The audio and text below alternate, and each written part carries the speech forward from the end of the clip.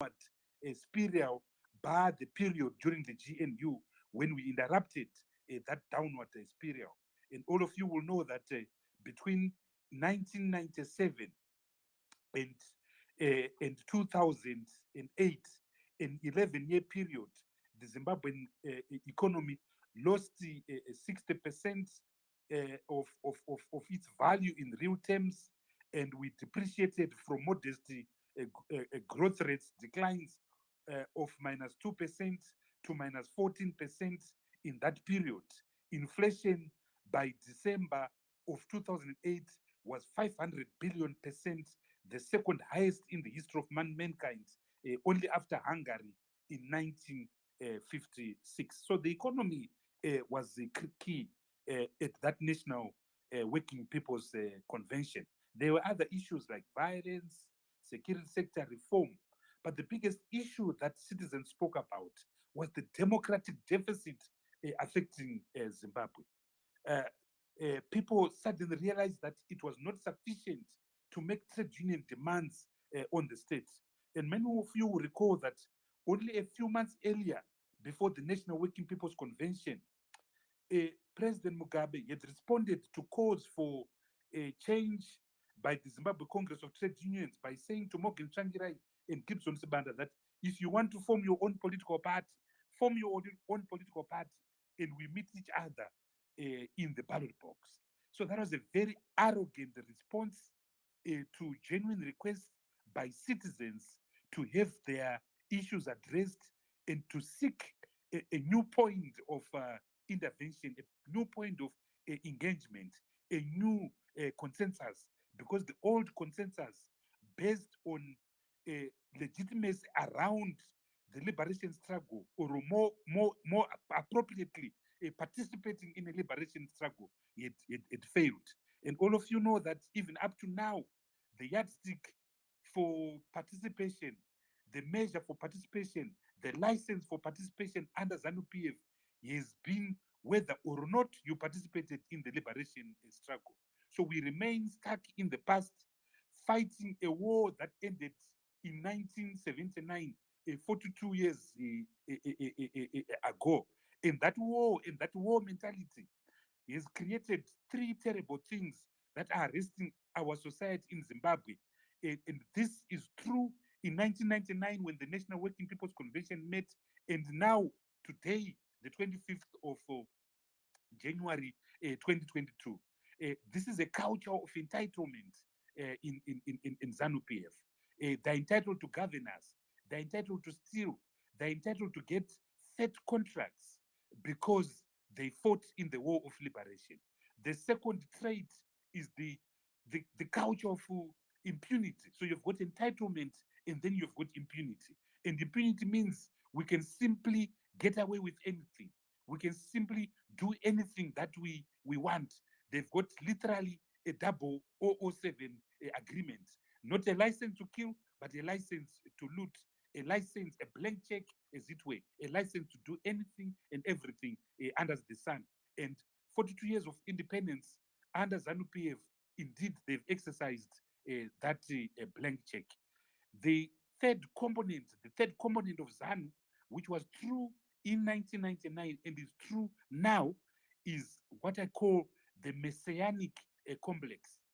This psychotic, if you like, mindset that we freed this country, therefore no one else can have it. It's only ZANU-PF. It's only ZANU-PF.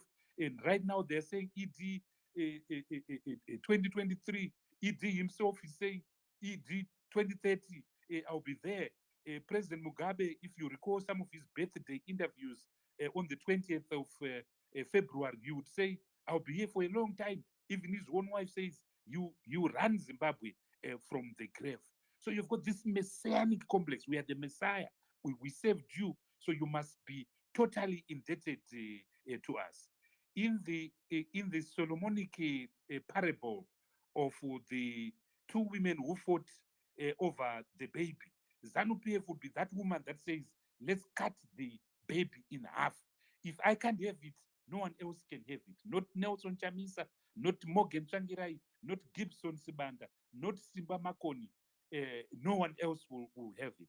So these are the issues which we sought to deal with in 1999. And what was our answer?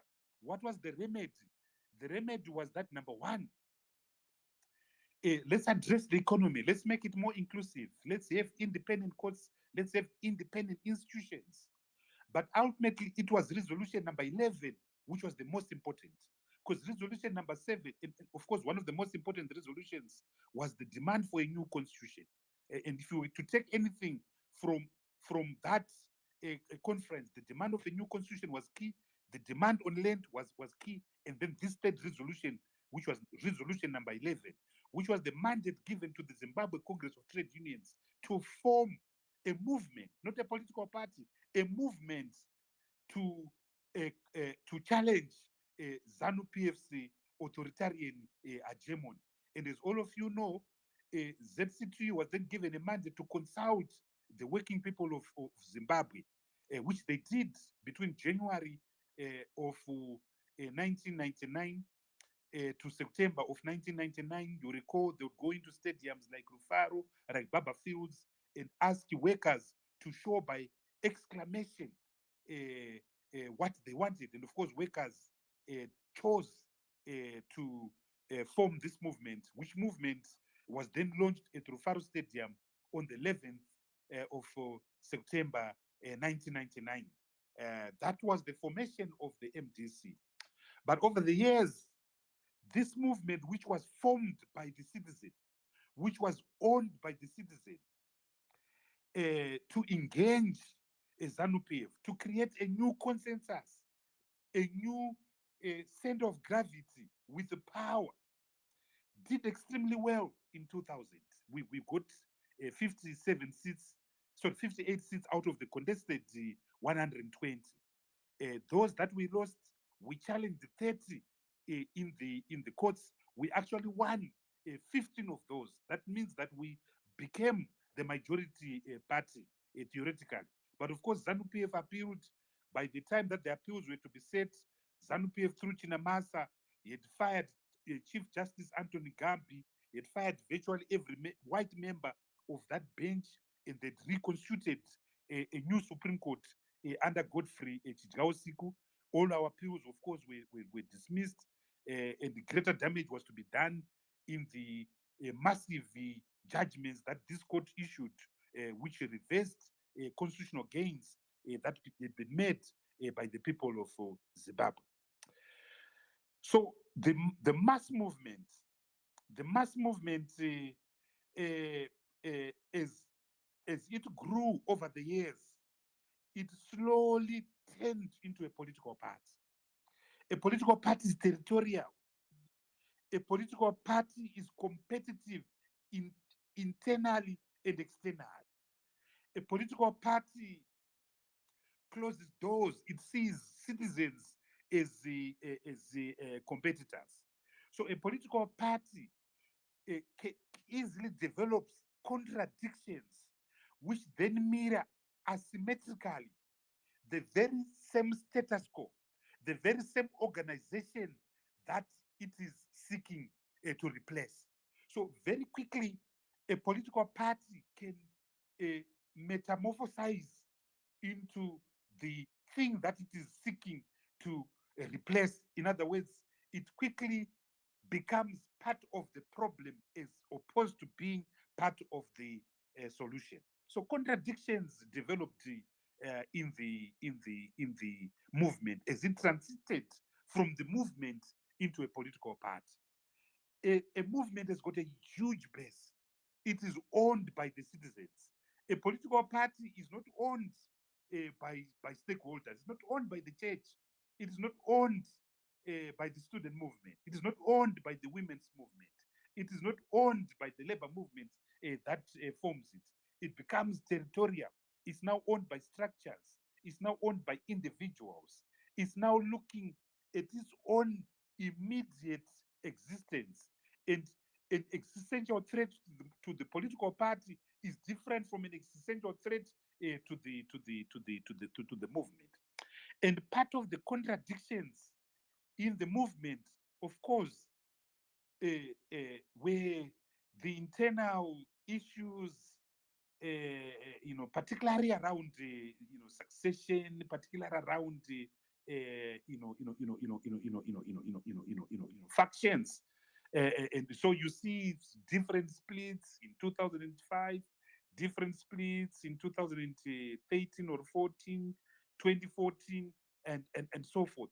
And those are rising structurally because the movement is no longer owned by the citizen, but the movement is now owned by constituencies that are not the citizen. So the citizen who set the national is no longer the same citizen who sits in the structures of the citizen. But the regime takes advantage of that. The regime weaponizes the political party against itself. And there's no greater illustration of the weaponization of the political party against itself than the shenanigans around the name. The name MDC became a weapon used by the regime to measure. The judgment of the Supreme Court of 2019, 30 March 2019, was the ultimate weaponization of that name. So the regime takes advantage of the contradictions inside, creates factions inside, which it captures and it uses to destroy the movement. So since 2020, we've seen the deliberate obliteration of our movement arising primarily around this name, which became the point of entry in our fights. But ultimately, the challenge was the metamorphosation of the movement into a political party, and the loyalty of the new political party to narrow sectorial interests which are tangential to the original interests of the movement. And so in the last 2 years, we've seen unprecedented attacks on the party. We have lost our party head office. We lost the members of parliament. We lost the party offices across the length and breadth of the country. We lost political funding, which we're entitled to in terms of the Political Finance Act. We lost cadres, comrades resigned, comrades that you never would have thought would abandon ship. People like Paulina Bariwa, just to name a few. James Makore in Chitumwiza, just to name a few. These are founding fathers of the movement. James Makore was one of the key organizers of the movement way back in 1998 when we did the National Working People's Convention in the National Constitutional Assembly, the NCA. James Makore was a key member. You can't write the history of the MDC without writing about James Makore, Morgan Changirai, Gibson Spanda, Remias Makwaza, Sekai Holland, just to name a few individuals. So when you lose everything, you reflect. And we reflected. We observed what people were saying. We went into communities. Remember, by the end of the last quarter of last year, our president Nelson Chamisa went countrywide, listening to what the people were saying. And the people were basically saying, we want a new form of engagement. We want a new consensus. Many of you think you were saying you want a new name. You were not saying that. You were basically saying that the modes of engagement we have been using in the last 10 years have become exhausted. So we need a new engine. And so we listened and we understood the core of what ordinary citizens were saying. They were not demanding rebranding, because rebranding, like the coup of 2017, is just a haircut. It's putting mascara and lipstick. And the ladies on this platform know that lipstick is lipstick I'm Tendai Biti. You can't put lipstick on me and think that I can win the next Miss Zimbabwe contest. It will never happen. It can't happen. So we recognize that a structural change, was required. But what was this structural change?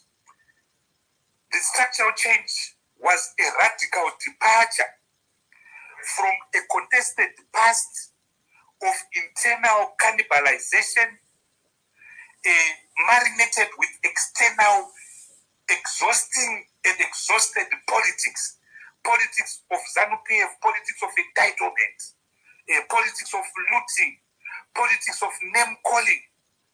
We realized that our citizens needed a radical departure from this contested past.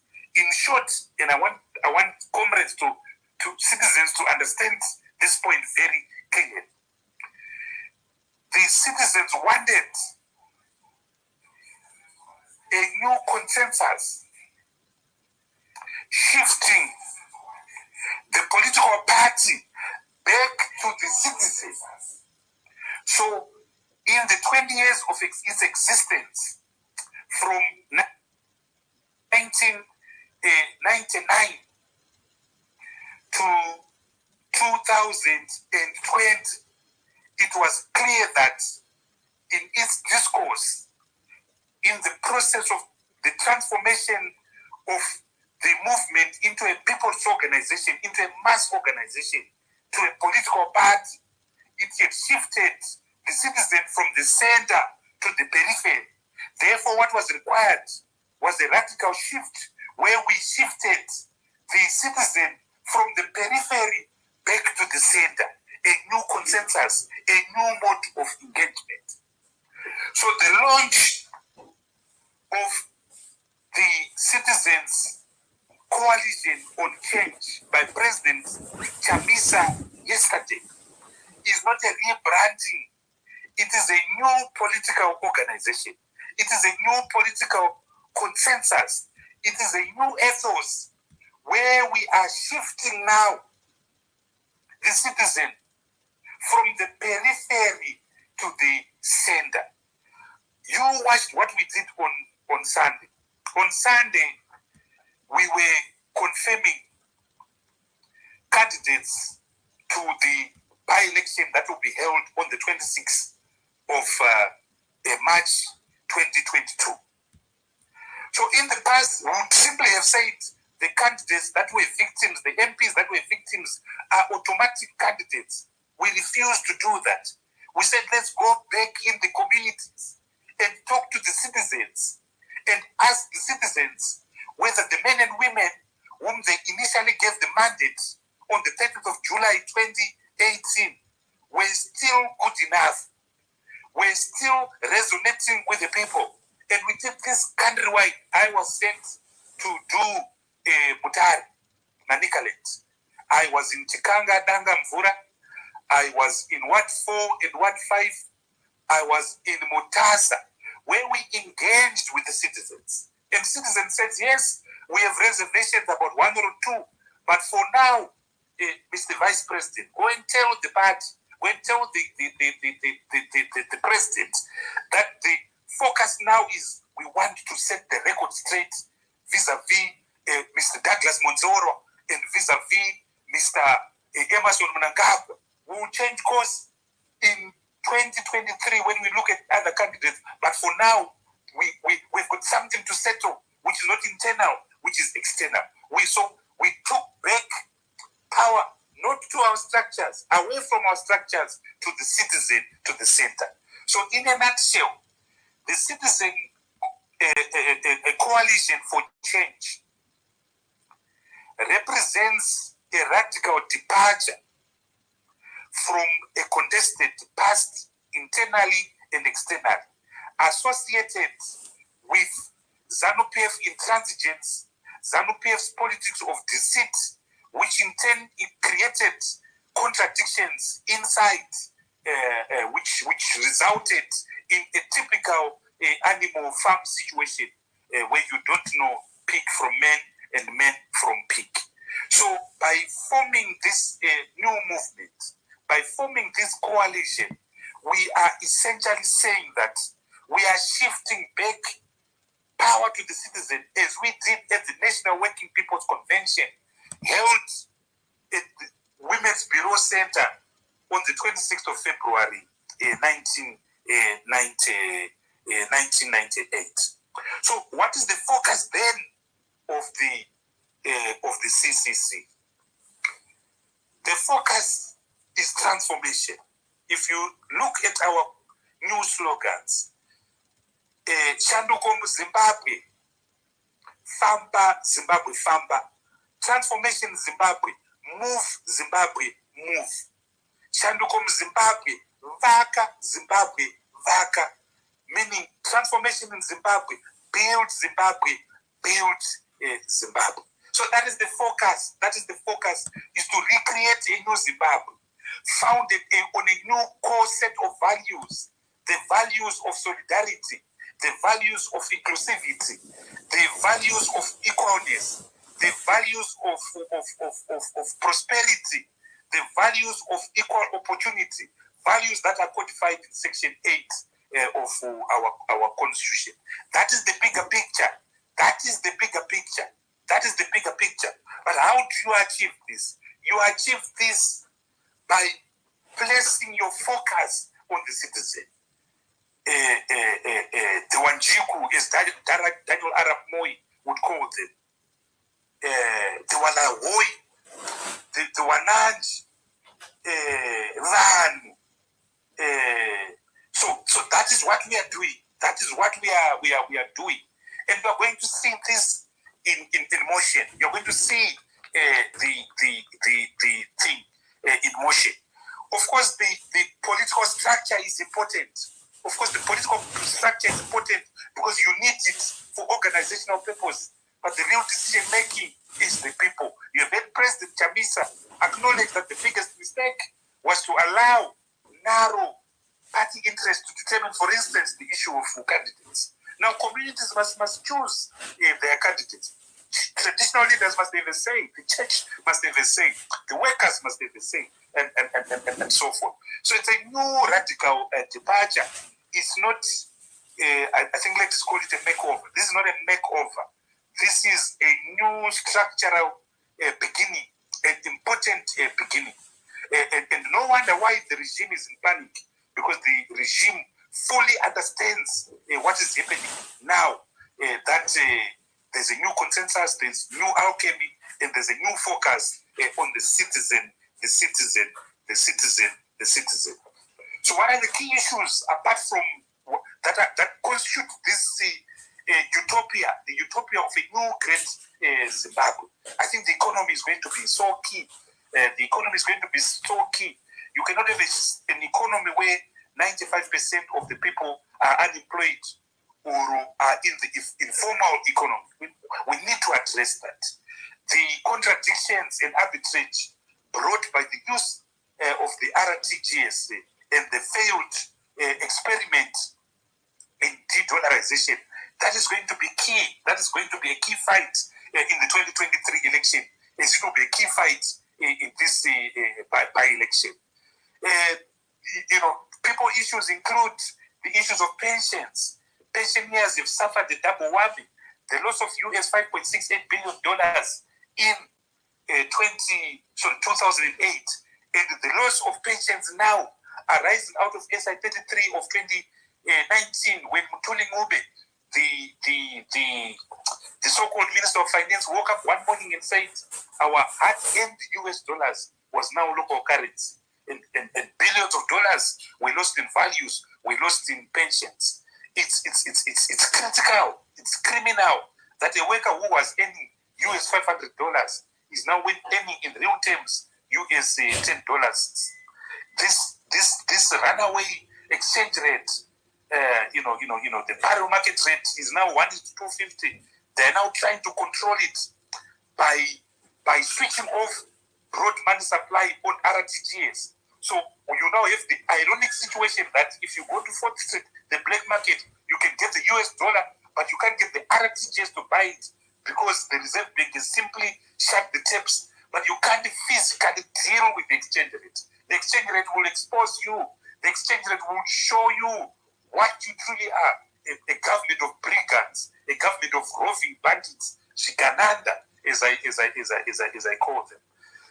So the economy is going to be key in center stage. We want a transformative economy, an economy that is inclusive, an economy that creates jobs, an economy that you don't feel. You mustn't feel the economy. A citizen should just be able to do joy, to jabula, doing whatever he or she wants without feeling the economy. This economy, you feel it. It suffocates you. It kills you. It emasculates you. It captures you. It pauperizes you. Enough of that. And we have done it. Citizens know that we've done it in the brief period of the inclusive government. That's number one, focus on the economy. Two, focus on the people's agenda. What is the people's agenda? The right to education. President Hichilema, 2 months ago, 3 months ago, when he assumed office, promised free education to Zambians, and he has delivered. We can do that. Education is a fundamental right. And so we must be able to provide education for our people, all the way to university. We've got resources to finance that. This country has got 63 minerals. This country has got the capacity of harvesting 100 tons of gold, 100 tons of gold. This country had world-class deposits of platinum, world-class deposits of diamonds. So let no one tell you that this economy can't afford free education for its citizens. What is the people's agenda? The people's agenda is health. I've got a grandfather who is ill, seriously ill. We've had to do everything from syringes, gloves, this test, that test, this test, that test. He has had a double attack of COVID. His lungs are not working, so he's now surviving on oxygen. That oxygen tank, I bought an oxygen tank for a lot of money only on Friday. It can last for 3 days. Today I went, they want $1,000, they want this. It's just crazy. So the public health system is collapsed in this country. We have to deal with it because it is a citizen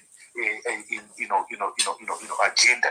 Citizen agenda, grants to our people. We need to give grants. This country can afford to give grants to the citizen, unemployed citizen, of at least US $50, US $60. Don't tell me we don't have the money. We have the money. I know. I once ran this economy. I know we can afford to give grants to people living with disabilities. We can afford to give grants to our unemployed. We can afford to give grants to the orphaned. We can afford to give grants to the elderly people in Zimbabwe. People's agenda, the state of our infrastructure, the issue of DURA stands for Development and Urbanization of Rural Areas. It pains me, ladies and gentlemen, that 43 years after independence, 70% of Zimbabweans have no access to electricity. It pains me, citizens, that 43 years after independence, 56% of the Zimbabwean population use the bush as a toilet. And in some provinces, which I shall not mention by name because I don't want to upset anyone, in some provinces, 79% of the people use the toilet as a bush. 43 years after independence. So the social agenda, the transformation agenda must include dealing with poverty and the development and urbanization of rural areas. Why can't every house in our rural area be electrified? Why can't we have paved roads? Why can't we have markets that work? So this is the citizen agenda. These are the things that people will talk about if you go to a bar in Matebateba, if you go to a deep tank in Otito. That's what people are discussing. They're talking about their crops. They're talking about their children. They're talking about the state of roads. Right now, because of the rains, bridges are not passable. This is the citizen agenda. This is the people's agenda, an agenda of transformation. But of course, people are talking about corruption. You cannot have the whole country owned by Kudata Gire and his friends, this company. They've taken over Zupco. Zupco has been privatized. They've taken over banks, ZB Bank, they've taken over NASA, First Mutual Life, they've taken over the gold sector. For Christ's sake, they've taken over the Reserve Bank. Fidelity Life and Gold has been privatized. 60% of it has been given to Kudata Bireng. Zimbabwe might as well be changed to Kudasville because he has literally taken over everything. The foreign exchange, 60% of the foreign exchange that is being distributed by the Reserve Bank, it's a lot of money. It's almost $40 million a week. 60% of it is going to Kuda and these cronies and the elites, the who is who of ZANU-PF. So the citizen agenda includes the obligation to deal with the leakages that are afflicting our country. For me, the biggest agenda on transformation is to modernize our country. What does this entail? It entails technology, the adoption and use of block technology, the adoption and use of 6G, technology. I'm a lawyer. I'm sitting in my office right now. My office is full of piles and piles of files. Why shouldn't I be doing e-filing, e-presentations, and arguing cases from the comfort of my library here? It can't happen. This country, ladies and gentlemen, stopped working way back in the 60s. So we are caught up in a rut in the 60s. Every other country has moved on. If you go to South Africa, it's like another continent. If you go to Nairobi, it's like another continent. If you go to Francistown or Gaborone, it's like another continent. Even if you go to Washington, Maputo, it's like another continent. Zimbabwe was put on pause by ZANU-PF. It is froze, which is why I keep on saying that if you wake up someone who died in Zimbabwe in 1968, nothing has changed. Put him in Samora Machel. The only thing that will confuse him is that Samora Machel is now Samora Machel. It used to be Jameson Avenue. And of course, the other thing that will confuse him is that Little Mbuyane and the statue at the corner of Samora Machel. Otherwise, nothing has changed. So we have been frozen. And ZANU-PF is deliberately underdeveloped us. Some of you have read Walter Rodney, How Europe Underdeveloped Us. Someone should write a PhD thesis entitled How ZANU-PF Underdeveloped Zimbabwe. Not sanctions, not the opposition, not the Western world. How ZANU-PF deliberately underdeveloped Zimbabwe. So in a nutshell, the citizen agenda is about transformation. In a nutshell, the citizen agenda is about opportunities. In a nutshell, the citizen agenda is about prosperity. In a nutshell, the citizen agenda is about inclusivity. In a nutshell, the citizen agenda is about empowerment, taking power from the periphery to the center. That means our electoral delivery system must work. Elections represent the checkpoint, the marking point, where the citizen has got the right of recalling power. So it's so important in the matters of giving citizens to power that the electoral decision making must work. The other thing that must work are institutions. Strong institutions protect the citizen. Strong institutions protect democracy. Third, the constitution. We cannot have a constitution that is lacerated by amendments and amendments. Emerson Mnangagwa has only been in power for 4 years, but he has lacerated this constitution in over 40 amendments. That is the basic structure of our constitution. That is not good enough. Mr. Mugabe did that in 20 amendments over 13 years. The Zimbabwean constitution has been amended much more times than the American constitution. Yet the American constitution has been existing for 3 centuries. It's a pity, and that can go on. So to conclude, my brother HOPEWELL and the listeners, the Citizens Coalition on Change is a radical departure from a contested past dominated by intolerance, exclusivity, division, false starts, and a false social contract. The Citizens Coalition for Change seeks to create a new matrix of engagement, one based on the citizen. It seeks to shift attention. It seeks to grab the citizen from the periphery to the center. Chinu chevan, wanjiku, walala hoi, wananji. That is the agenda. But what is the end goal? The end goal is a new great Zimbabwe. And what is the new great Zimbabwe? It is an inclusive, just, modern society with the super highways, with spaghetti roads, bullet trains, functional courts, functional judiciary, electronic newspapers, and so forth. Put simply, a happy Zimbabwe, a free Zimbabwe, a modern Zimbabwe, a smiling Zimbabwe, a yellow Zimbabwe. I thank you. I thank you. Thank you very much, Tendai Biti. That's the Vice President of the Citizens Coalition for Change, who was giving us insights and history and what they want to do going forward. Now, I'm going to open up the floor today. I'm not going to ask questions because this is a conversation between Tendai Biti and the citizens. So I'm going to open the floor. You can request the microphone. I'll bring about 5 people at a time. And please make your questions tight. We don't want paragraphs of questions. We want it to be tight so that a lot of people can have the conversation with Tendai Biti. Titus, please go ahead, unmute yourself and go ahead. Thank you very much, Brother Hopewell.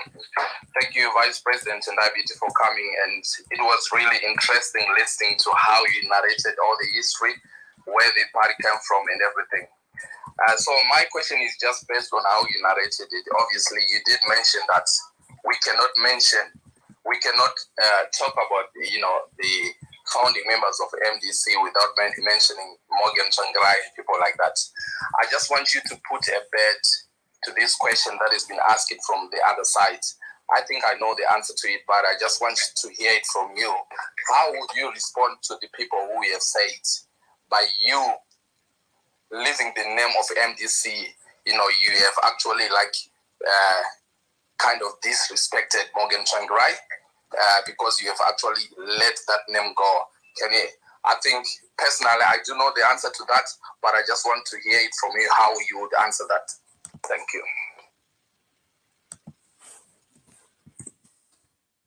Go ahead, Tendai. Okay, thank you, Koma.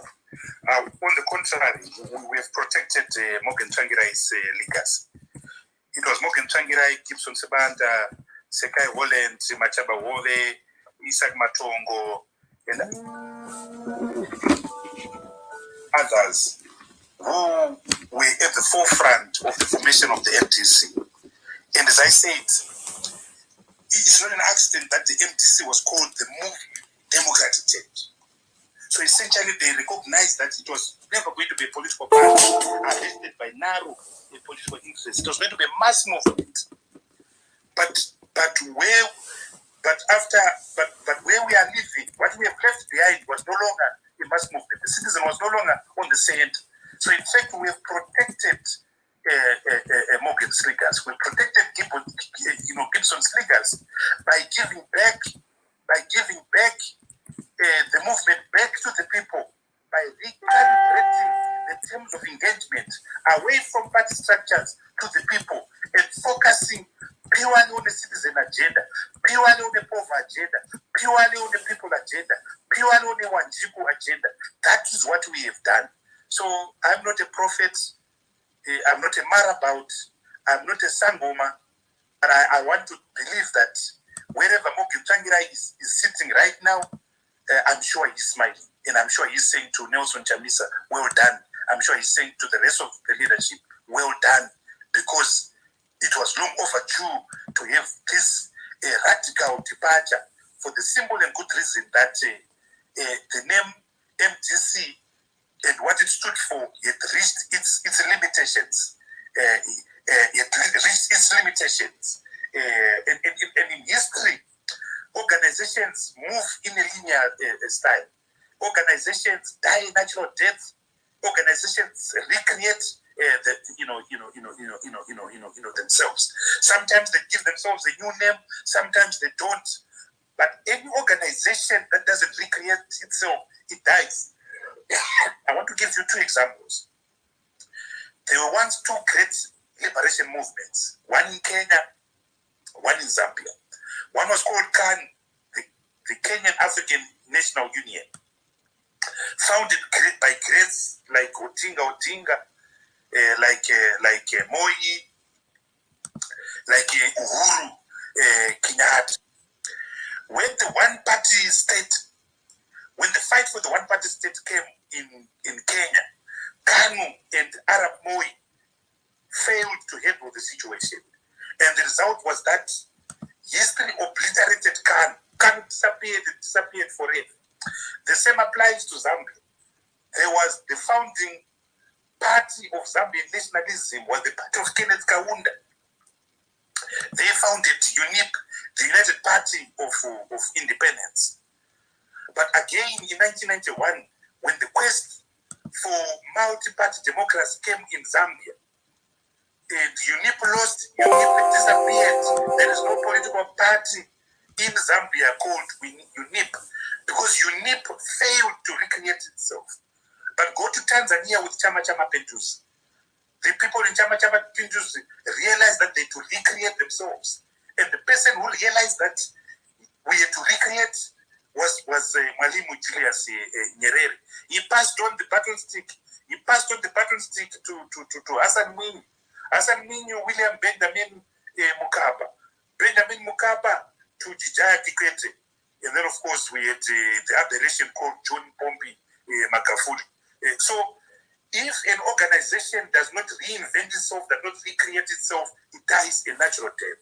So, the old movement for democratic change died a natural death, torn and blown away by internal conflict, torn and blown away by the machinations of ZANU-PF, and torn and blown away by its metamorphosization from a people-citizen movement into a narrow, eclectic organization. And so, hence the radical departure.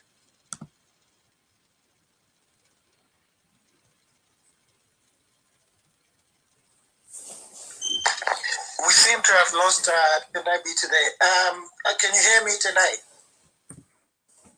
Yes, I can. Yes, I can. Yeah, please go ahead. We seem to have lost you. Please go ahead. No, I just finished and said that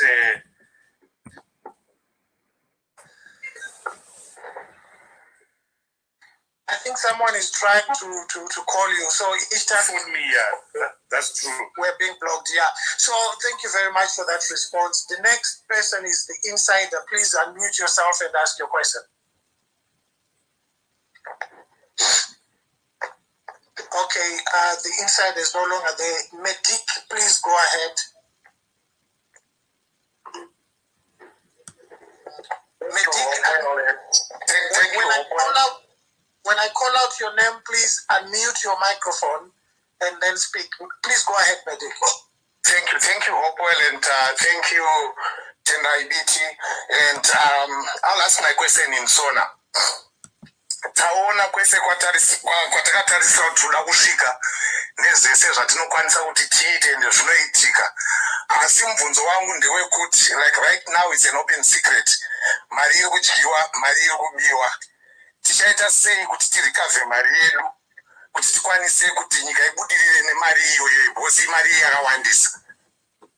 Pane maplans here in Sabiti semi variko leadership kuti are we going to recover our money or to let bygones be bygones? Thank you. Thank you, Medic. Tendai, please go ahead. Let us use English because we have got a lot of African friends who are on this space. So when we can, please let us use English. Please go ahead, Tendai. Yeah, thank you very much, Mukoma Hoto. I think it's an important question. So there are two things that the new Zimbabwe has to deal with. There are two things that we have to deal with. The first one is transitional justice. There's so much pain that has been caused to our people. Our people have got scars, our people have got wounds. It pains me as a citizen to watch the way our people are being treated in South Africa. To watch our people being handed down like dogs from restaurants. To watch our women, our sisters being embarrassed in South Africa through roadblocks, in deportation centers, and so forth. And to watch the political landscape in South Africa become so xenophobic, it pains me that 5,000 Zimbabweans are trying to cross crocodile-infested Limpopo every day to go to an extremely unwelcome country. There is pain there. There is pain of Gugura Hundi, the pain of Balagu, the pain of Cholocho, the massacres in Ngai. One man shot 300 people one day. I shan't mention his name. I call him the butcher. So that can't be washed away. Gugura Hundi can't be washed away. What about the pain of 2008? The pain of Tondela Intira? The pain of Chawona and Chiweshe, where one family lost 15 members in one day in June of 2008. What about the pain of people like Opo Chimon, people like Joanna Mamombe, people like Cecilia Chimbiri, people like Makombelora Rusiviche, the pain of Patson Zamara and the Zamara family? So this country can't be liberated. This country can't move to destination Great Zimbabwe unless and until we deal with the issue of transitional justice. I personally think it's not about revenge. It's about compensation. It's about telling the truth. It's about apologies. But we need to go that bridge. The second bridge which we need to do is the bridge of justice, economic justice. People are stealing. People are stealing. And I know a lot from my work as chairperson of the Public Accounts Committee. $2.7 billion was stolen in 2017. On one day alone, $1.5 billion US was stolen on the 27th of December 2017. For Christ's sake, who steals on Christmas Day? $3.5 billion US was stolen in 2018. $6.5 billion US was stolen in 2019. Let's wait for the audit statements of 2020, because now we're in 2022. More will be stolen. So these people are roving bandits, as I have. So any decent government, the people's government, the citizens' government, surely must revisit all the contracts that would have been done that prejudice, the people of Zimbabwe. I was just reading the other day that the Amish Radish family has just bought Tongat bullets. I'm on the verge of filing a court application, a summons in the High Court of Zimbabwe for the Shangani people, saying to the sugar companies in the midveld, in the low veld, the Hippo valleys, the Tongat bullets that give us our land. You dispossessed of us our land in 1954 without compensation. Look at Billy Rottenberg. He has taken all the land of the people of Chimanimani, the Dao people in Checheche, and so forth. Look at the havoc that the Chinese are now causing in Matno, the Inde, in Mutoko, and so forth. Look at the havoc that Kunata Bire has taken. The takeover of ZB Bank, the takeover of that bank, the takeover of First Mutual Life, the takeover of 11 gold mines, the takeover of Zupco, the takeover of Noxim, the takeover of Zinara. Look at land barons like Kenneth, Royd, and Chap. They've taken over land in Zimbabwe. So surely, one of the things that needs to be done is to set up a legal framework, to set up a commission that will look into these transactions. I don't know what you're going to call it. This commission must look at every transaction. This commission must be answerable to Parliament. We must take our assets. And those that are looting in Mkoma Hope must know that money leaves a tribe. That money leaves a fingerprint. The Financial Action Task Force set up by the Federal Reserve will tell you who has got what in Singapore. We now know that they all have bank accounts in Mauritius. And Mauritius is just 3 hours from Zimbabwe. So the people of Zimbabwe will follow that money in Shanghai, will follow that money in Hong Kong, We will follow that money in Singapore. We will follow that money in Dubai. We will follow that money in Mauritius. Now we know what you are doing at the Victoria Falls Stock Exchange. We will follow that money in your girlfriend's accounts in the UK, in the Channel Islands, in the Virgin Islands. And trust me, the fact that I'm mentioning these things means I know a lot. So please do the right thing. Give back the people of Zimbabwe what they owe. Can you imagine how many schools the 54 million US dollars that Kuda has earned from Zupo can build? I mean, it's criminal. Can you imagine how many hospitals, the millions of dollars that Kuda took when they bought Zim alloys can buy? Can you imagine the number of maternity wards that can be built by the millions of dollars that Kuda took when they bought Bindura nickel mine, a Trojan nickel mine in Bindura? So these things, there is no dictator who has been buried with his wealth. Mobutu Sese Seko was not buried with his wealth. Sani Abacha was not buried with his wealth. The long and short of what I'm saying is that it might take time, but the people will always repatriate ill-begotten gains, illicit financial flows. It happened in the DRC Congo. It has happened in Nigeria. It has happened in Kenya. It has happened in Ghana. It will happen in Zimbabwe.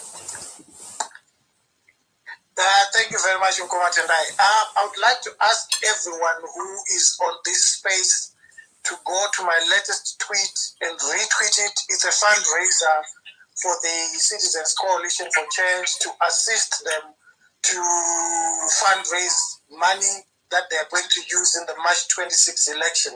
Elections cost money. They need that help. You can donate whatever you want. If you don't have money to donate, a retweet won't cost you any money. So it's over 4,500 people here. Please go to my latest tweet and retweet it. It's a fundraiser for the Citizens Coalition for Change. They need that financial assistance. By retweeting, you are giving it more prominence so that other people who are not necessarily following me can see. And I'd like to ask everyone who is on this space, if you're not following Tendai Biti, please follow it now. It's important. Communication is important. And I would like to advise everyone that when you see messages that to do with the transformation that this country needs, please retweet them. The ZANU-PF government, ZANU-PF is a political party. They have 12 newspapers which belong to the state that they use. They use the only TV station in the country. Yesterday, they didn't even talk about the Citizens Coalition for Change. Today, you saw in the Herald, you saw in the Chronicle, you saw in the other surrogate newspaper, they control the Daily News. They didn't even mention about that. So we have social media. It's a very powerful tool.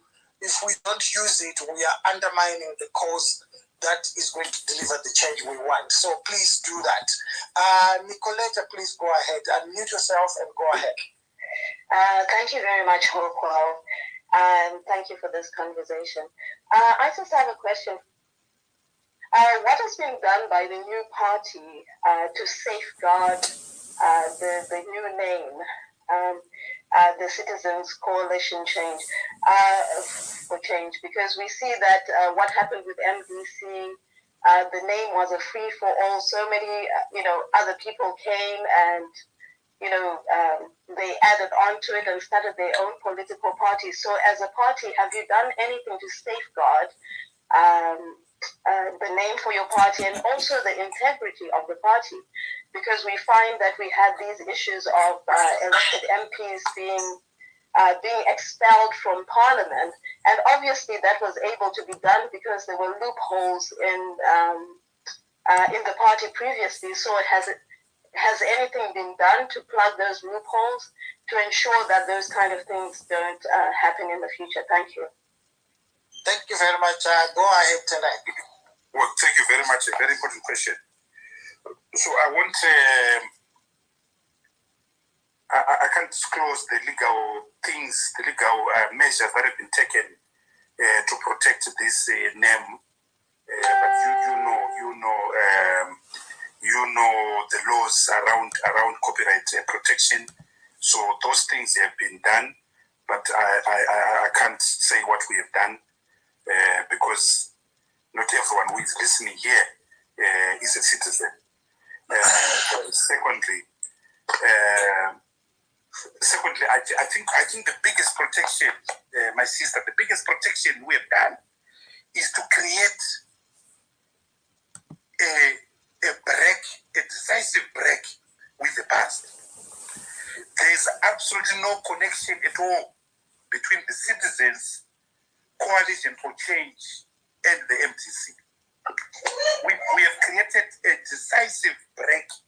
In the past, sorry, Tendai, just 1 minute. Tendai, please, can you mute your microphone? I keep muting you, but you keep unmuting. Don't unmute your microphones until I give you the floor to speak. Please. Sorry. Go ahead, Tendai. So the biggest protection we have given ourselves is to have a radical debate. As I said, the Citizens Coalition for Change is not a rebranding. It's not a makeover. It's not mascara. It is a completely different organization. There is no nexus at all. There is no connection at all with our old contested past. So we have said, look, take over, Mr. Monzora, take over the names, take over the colors, take over everything, take over even the slogans. So that way, this is a new baby. And the new baby cannot be visited with the baggage of its ancestors. And that's exactly what we've done. That's exactly what we've done. And if you look at the excitement amongst people, Twitter has reached the breaking point with yellow. Yellow.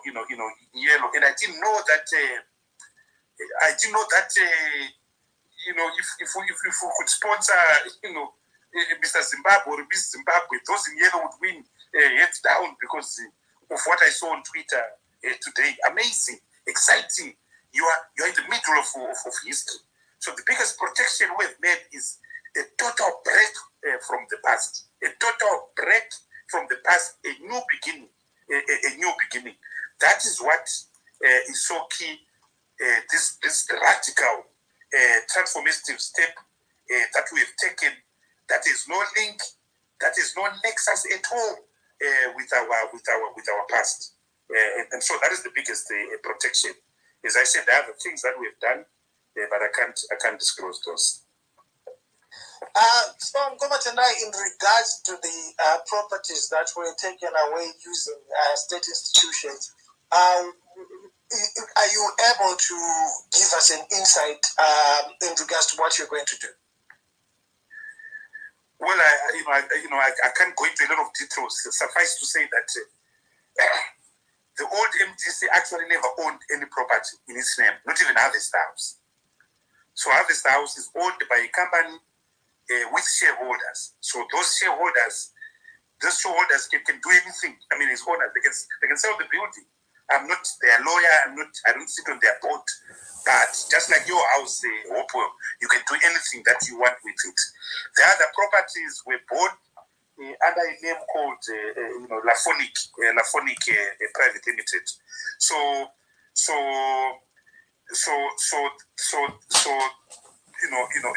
the issue of properties has nothing to do with the MTC, because the MTC itself never owned properties.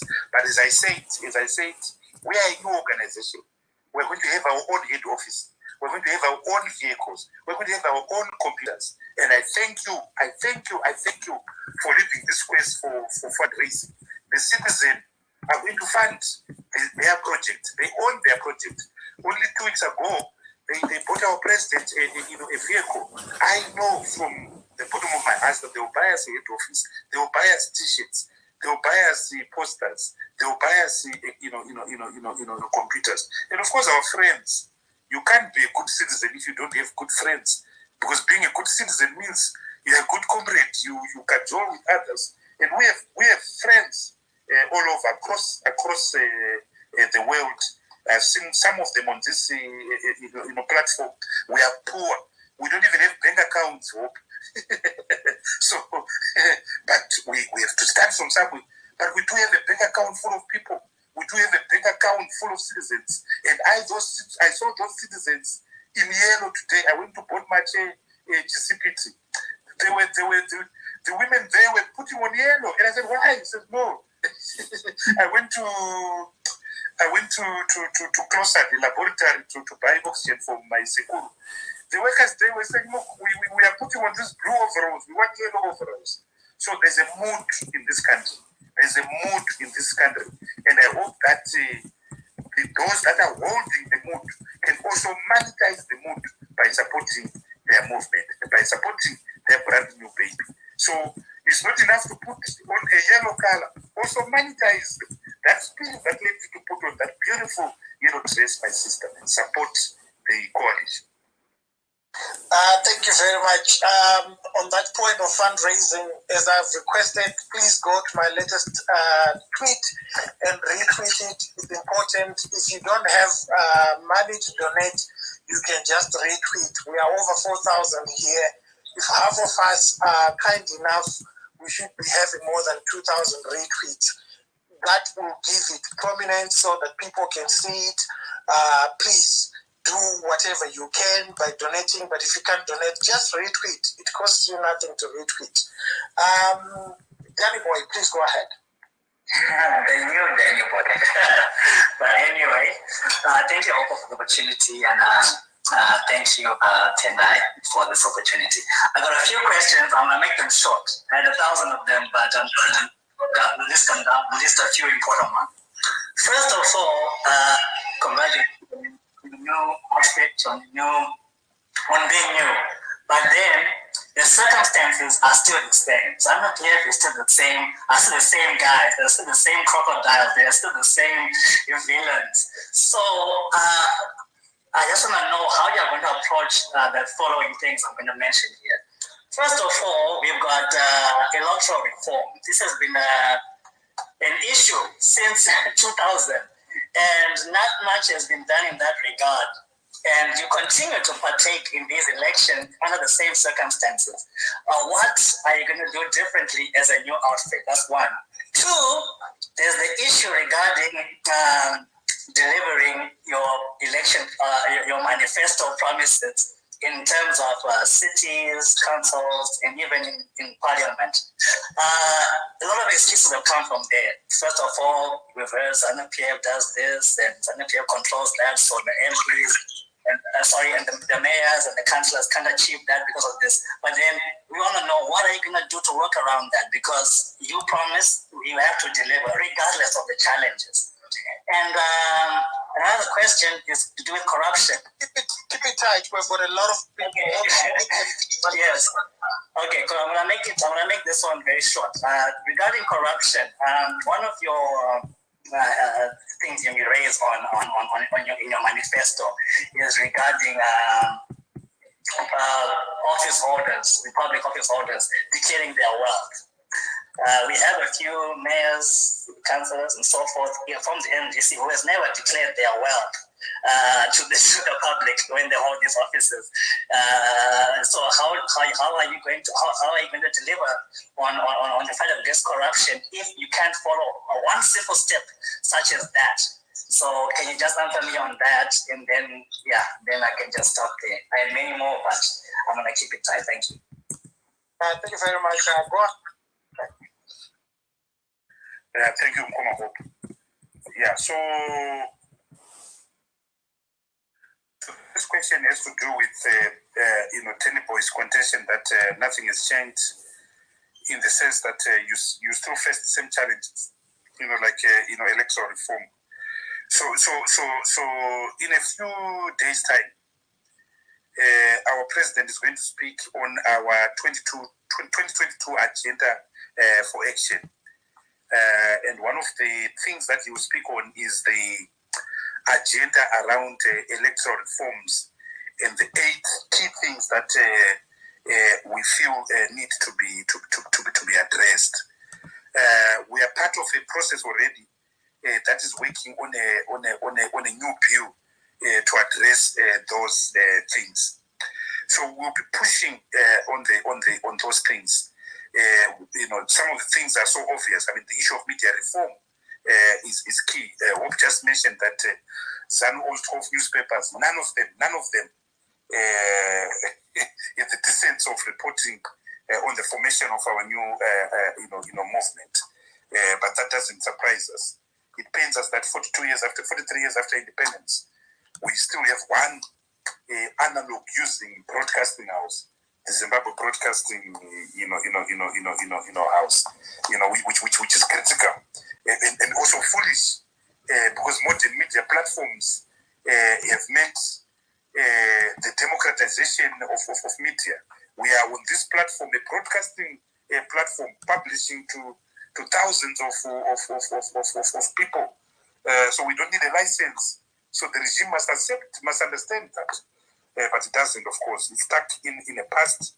It's stuck in a rut. So we will push this agenda. Part of the thing is the demilitarization of our elections. That is so key. But I want to say that if you listen to one of our new slogans, and this is not a slogan, we say 2023, 6 million votes. 6 million votes are key. They are key in that to beat a dictatorship, ultimately, it's not about electoral reforms. Ultimately, it's quantitative. It's about people who actually physically come to vote. And when you fight a dictatorship, the margin of victory can't be in single digits. The margin of victory can't be in single digits. So how do we translate into double digits? That's the $1 million question. That's why we are focusing on citizens.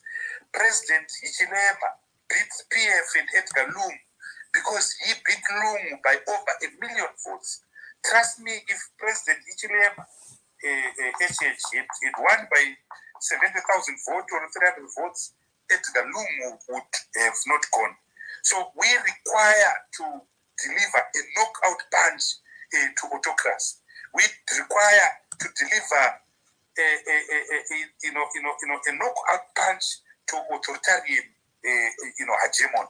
That means that our margin of victory must be unquestionable, must be undoubted. So election reforms, yes, but we have to deliver the knockout punch, meaning that we need millions to vote for change, to vote for transformation, to vote for Advocate Nelson Chamisa and his team. You ask, why do we participate in these by-elections, even though the electoral playing field is uneven and unequal? Firstly, we participate to guard our zones of autonomy.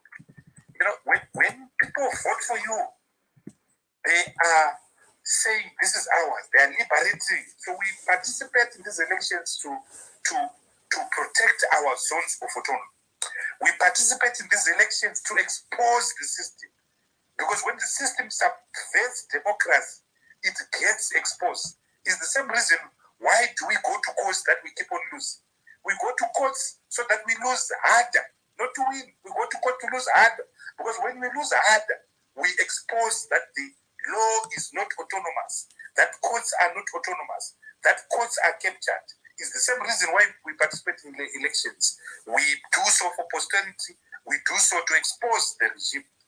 But finally, we participate in elections because ultimately there has to be a difference between us and our mother, the Zimbabwe Congress of Trade Unions, between us and the Zimbabwe Council of Churches. So while the Zimbabwe Council of Churches fishes men and women for heaven, we fish men and women for a utopian heaven that we seek to establish on earth.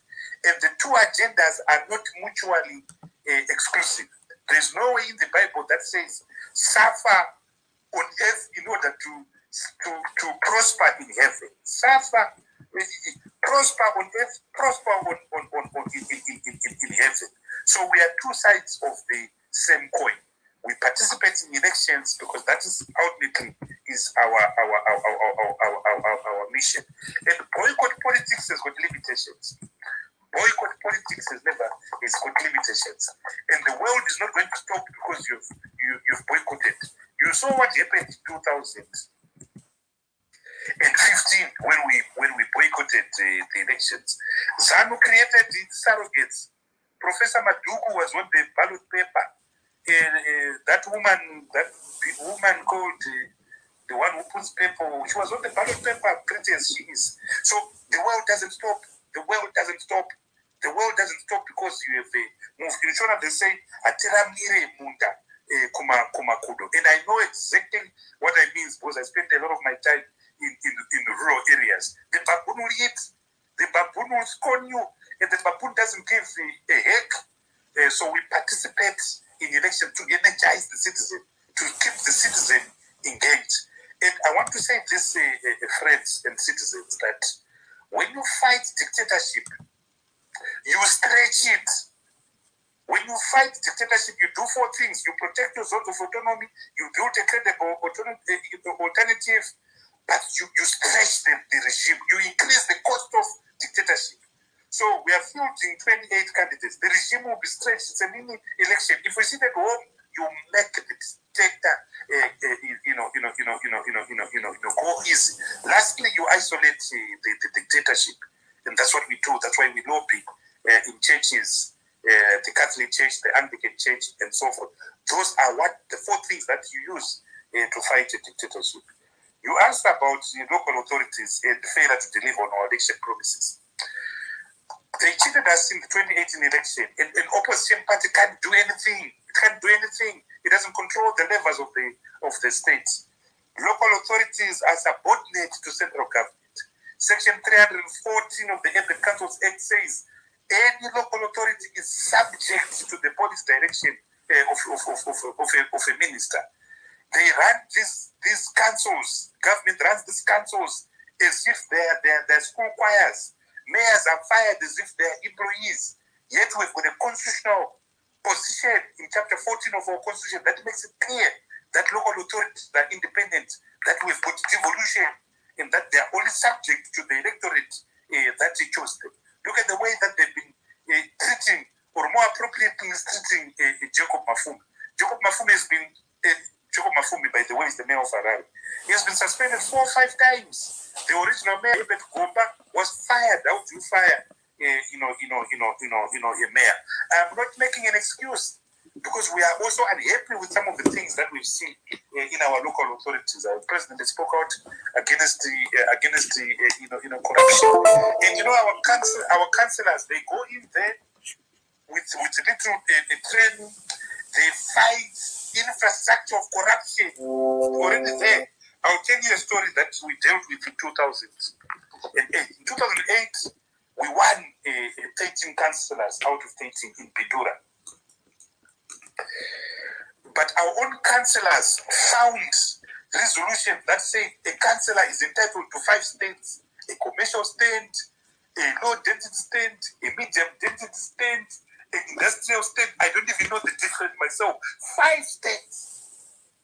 So we called our mayor was a lady mayor, female mayor. We called her at Harvest House. I was the secretary general. I said, "But mayor, you have to dismantle this. This is a dissolution." They tried to undo that resolution. Chomo called them and said, "You can't undo that resolution because they wanted to trap them with the stealing and corruption." So it comes back to what Lenin says: you can't lay your hands on the state. You have to seize and smash. What do I mean by that? You can't change the superstructure without changing the base. So the base of the Zimbabwean society, the base of the Zimbabwean state is fundamentally corrupt. And so we need to change the base. That's why it's so important that next year the citizens take over the state through the vehicle, the baby that they created, so that we can have real transformation in Zimbabwe. Change is not enough; it's transformation. And as I said at the beginning, that's why our slogan is "Shadu Kombu Zimbabwe, Famba Zimbabwe, Famba." Shadu Kombu Zimbabwe, Vaka Zimbabwe, Vaka. And we can't build it unless we have a new a culture. We can't build it unless we have a new ethos. We can't build it unless we have new institutions. And institutions are not buildings, it's the people inside.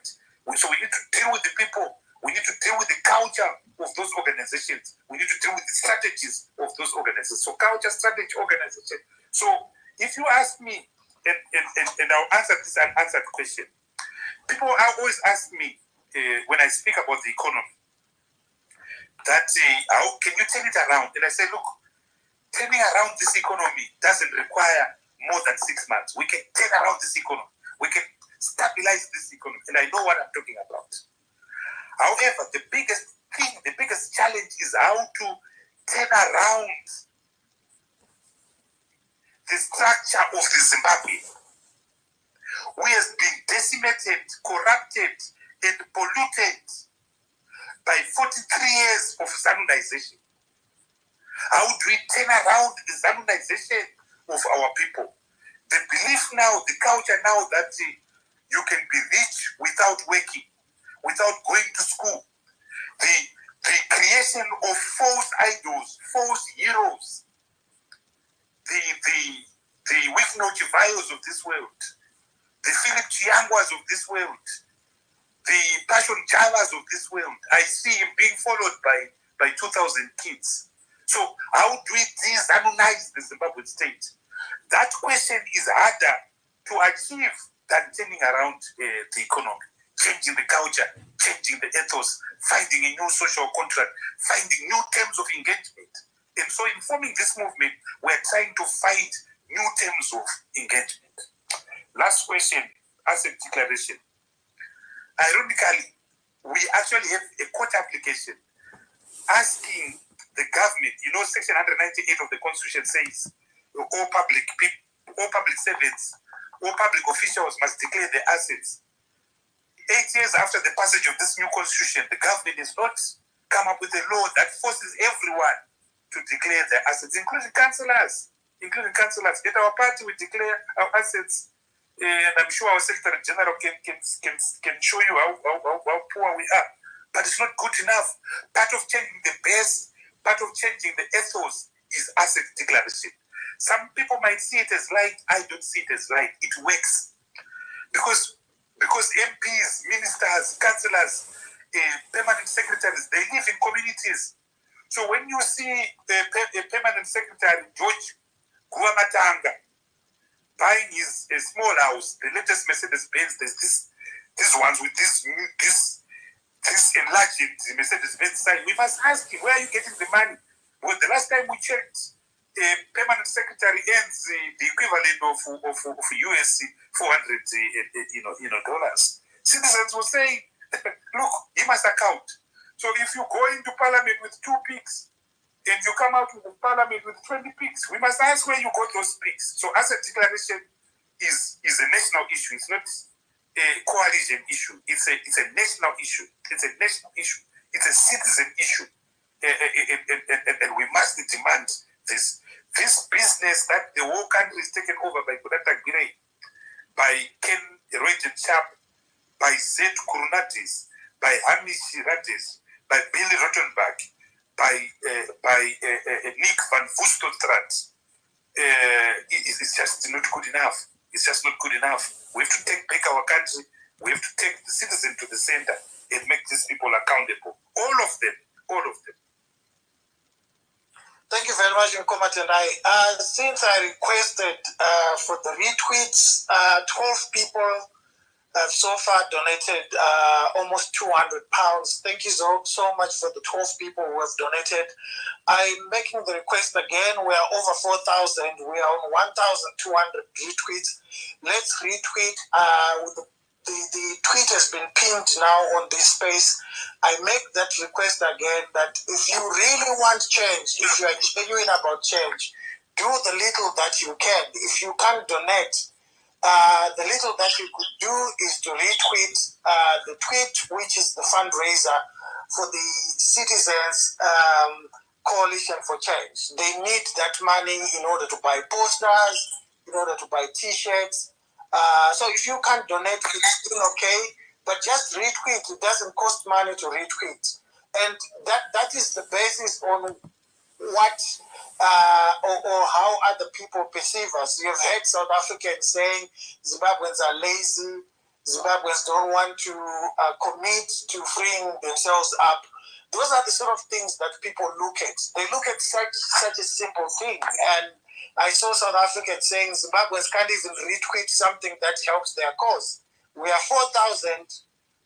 We are on 1,200 retweets. At least let's get to 3,000 retweets. It will help. Some of the people that have donated part of the £200 are not necessarily on this space, but because of the retweets that you have done, they have seen it and they've donated. So I'm asking again, please retweet so that more people can see it and the coalition for citizens can be assisted. Tatenda, please go ahead. Tatenda, thanks, Ukol. Yes, I did. Can you hear me now? Hello? Yeah, please go ahead. Okay. My first question, I think there's a lady who asked the same question. It was all about, okay, let me just leave that on. Let me go on to the second question because I think the lady did ask the same question. My second question is, we've been, come Tendai Biti. There's a trend that we've been seeing, like before, like during the Mugabe era. There are some politicians in Zambia who have been accused of corrupt activities, and the corruption has been so glaring for everyone to see. And then when they fell out of favor with the regime, we see most of the, you guys, the lawyers, I'm not a lawyer, you are the lawyers, representing them in the courts of law. We're going to see the same things happening again in the new organization now. Thank you. Thank you very much. Commander, you can go ahead. Yes, well, it's an important question. Yeah, so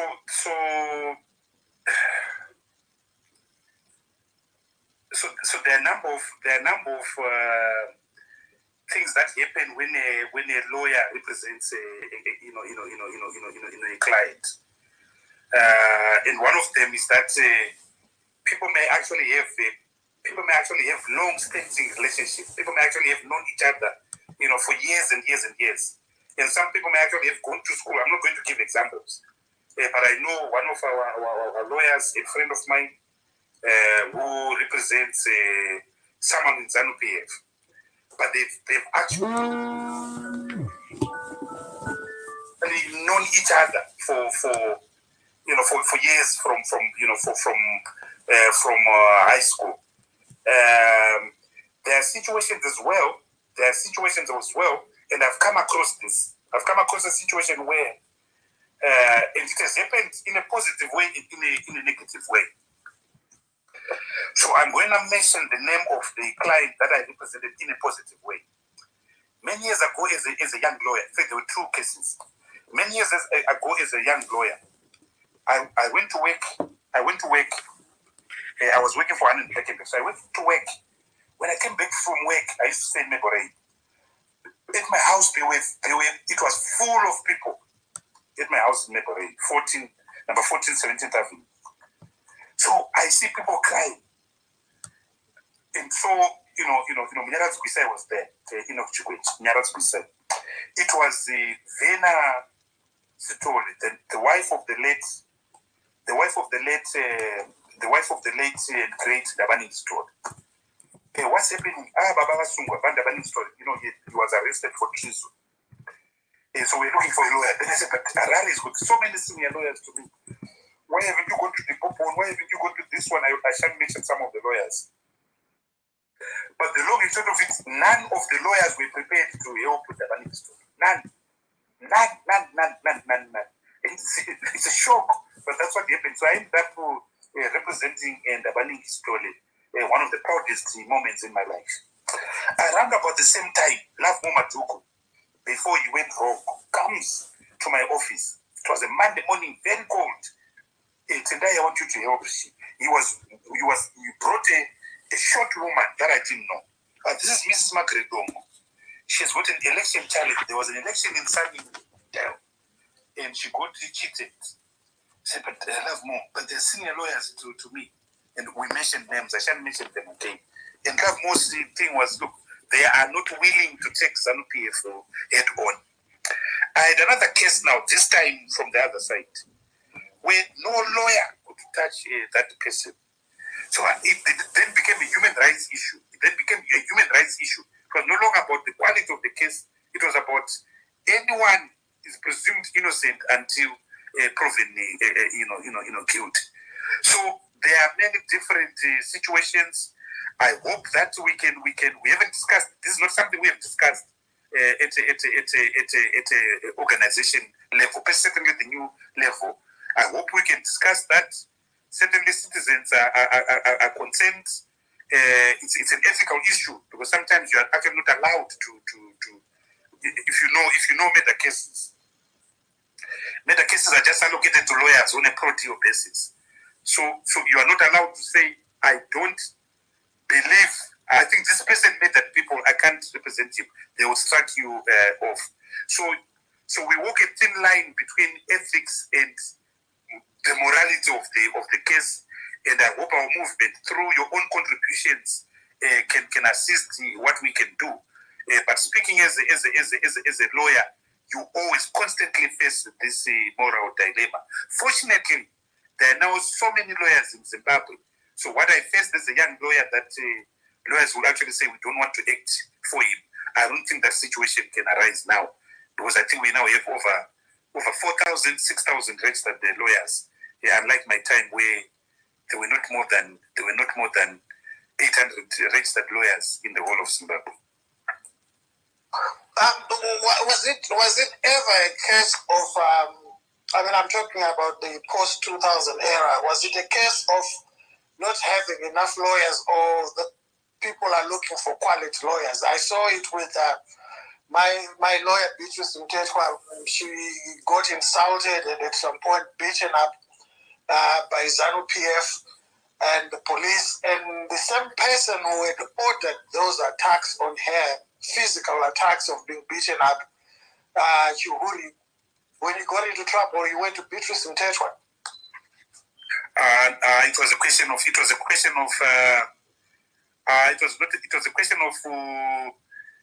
lawyers not one. It was not even a question of quality lawyers. Remember in the 90s, unlike now, the bulk of legal work was done by what are called white law firms. So you're talking of Scandal Wilderness, you're talking of Cogna Walsh case, you're talking of Anne Blackenberg, where I spent 18 years at. You're talking of Gilgudlin and Gerrans, you're talking of Winterton Holmes and Hill, you're talking of Atherstone and Cook, you're talking of Kandri Timabe. So then in Bulawayo, you're talking of a few firms as well. Coglan Welsh, Lazarus and Sarif, David Coulter's law firm. I can't remember its law firm. So you're really talking of few firms, very few firms, and all those firms that would get business from government, either conveyancing. Kwan and Blackenberg, we used to be the lawyers for the seat of Harare. So they would also act for Parastate House. Even up to now, Parastate House are represented by these huge white law firms, with the possible exception of Dube Manika and Waja, which is the one black law firm that has managed to attract work of that nature from Parastate House. So you're the situation where the status quo did not want to disturb the status quo. So they just said, we can't touch the burning stone. We can't touch Margaret Dongo. But because I came from the student movement, they just said, no, Tendai will do it. And so they came to me and I did that. Even corporates, I'll tell you another story. Siemens is SIMENS, the German technological giant. When Strive Masiwa won the case to set aside Section 26 of the then Post and Telecommunications Act, which gave the old PTC monopoly to establish a mobile phone network, Siemens had brought in equipment into Zimbabwe, which ironically was later used by Econet. It was actually meant for for Net 1. So the contract was given to some dubious company.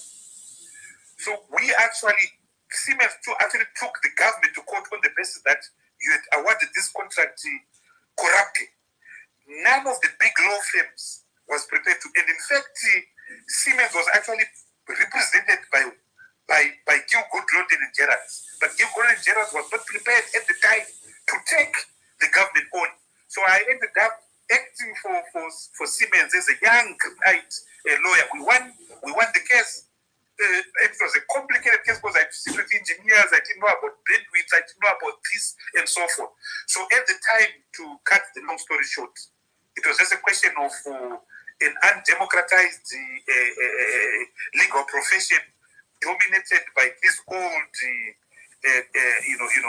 firms established during the colonial era who were not prepared to rub the government the wrong way, who in any event were in lucrative incestuous arrangements with the government of the day, which is not the case anymore. Because Vananyamzi Watawanda, so we don't care, we will hit them. Thank you very much. Lorraine, please go ahead. Lorraine, unmute your microphone and go ahead. Oh, thank you very much. Happy celebrations for this new day, everybody. And thank you very much for the VT. My question is, I'm sorry to take you to the past of the organization, but I just realized there's no other way I can present this in the best way. So what it is, previously, somebody, when they join the party, the way expected to spend about 5 years, learning the party ideology also before they could be appraised to any leadership positions. Now that we are a new organization, and there are people with potential, there are people with grassroots connections and so forth. Are we considering all of us, as being at level 0 or in year 1, where we are going to be here in the ideology and then we'll be assessed accordingly?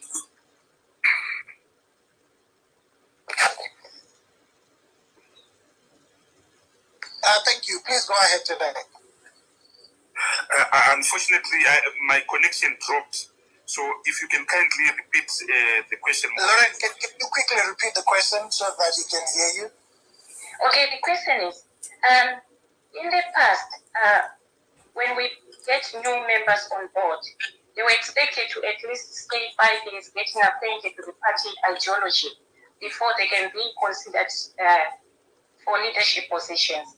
Now that we are all new, and we are going to get all new recruitees, new members with potential, some well connected to the community and so forth, are we considering everybody to be at level 0 or in year 1 we are all learners? Thank you very much. It's a very important question. We are now all founding members. Okay. The movement was formed on the 24th of January 2025. So there's no member like me with 20 years experience. There's no member like that.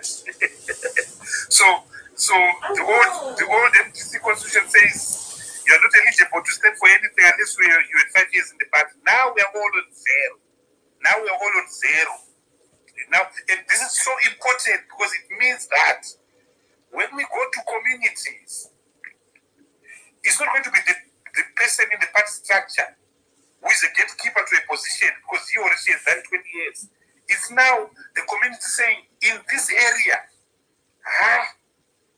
even though Headmaster Zuz has not been coming to your meetings a lot, doesn't even have your t-shirt, doesn't even know your slogan, but he's our best candidate. He's organic. My Due here in Emagushini Enkai, she's our best candidate. That's the importance of moving to the citizen. That's the importance of taking people from the periphery to the center. And I have absolutely no doubt in my mind that we will avoid the situation where the party the old party that is, has been recruiting from the same point and recycling the same characters, the ZANU-PF, in a way. So you see a marked difference. Because part of the things that we failed to attract in the past, we failed to attract new people because those were there became gatekeepers. And yet, we've got wonderful people that speaking at a personal level, I drove through Murewa the other day. Murewa said, and someone, a citizen, came to me. By citizen, I'm a member of the Yellow Brigade, and said, do you know Hopewell comes from there? I said, Hopewell comes from there. I don't know, I come from Chendabwe. He says, yeah, he comes from there. He says, so you are very lucky you've got Hopewell. Yeah, we hope you can be MP for Murewa North. Then I said, it's a very good thing, but I know he stays in Highlands. So maybe you'll be MP for Highlands. But that's the point. That's the point about shifting to citizens. That's the point about shifting. Because the party becomes territorial. The gatekeepers there, the warlords there. The party becomes territorial. Now on the 24th of January 2025, we gave back the thing.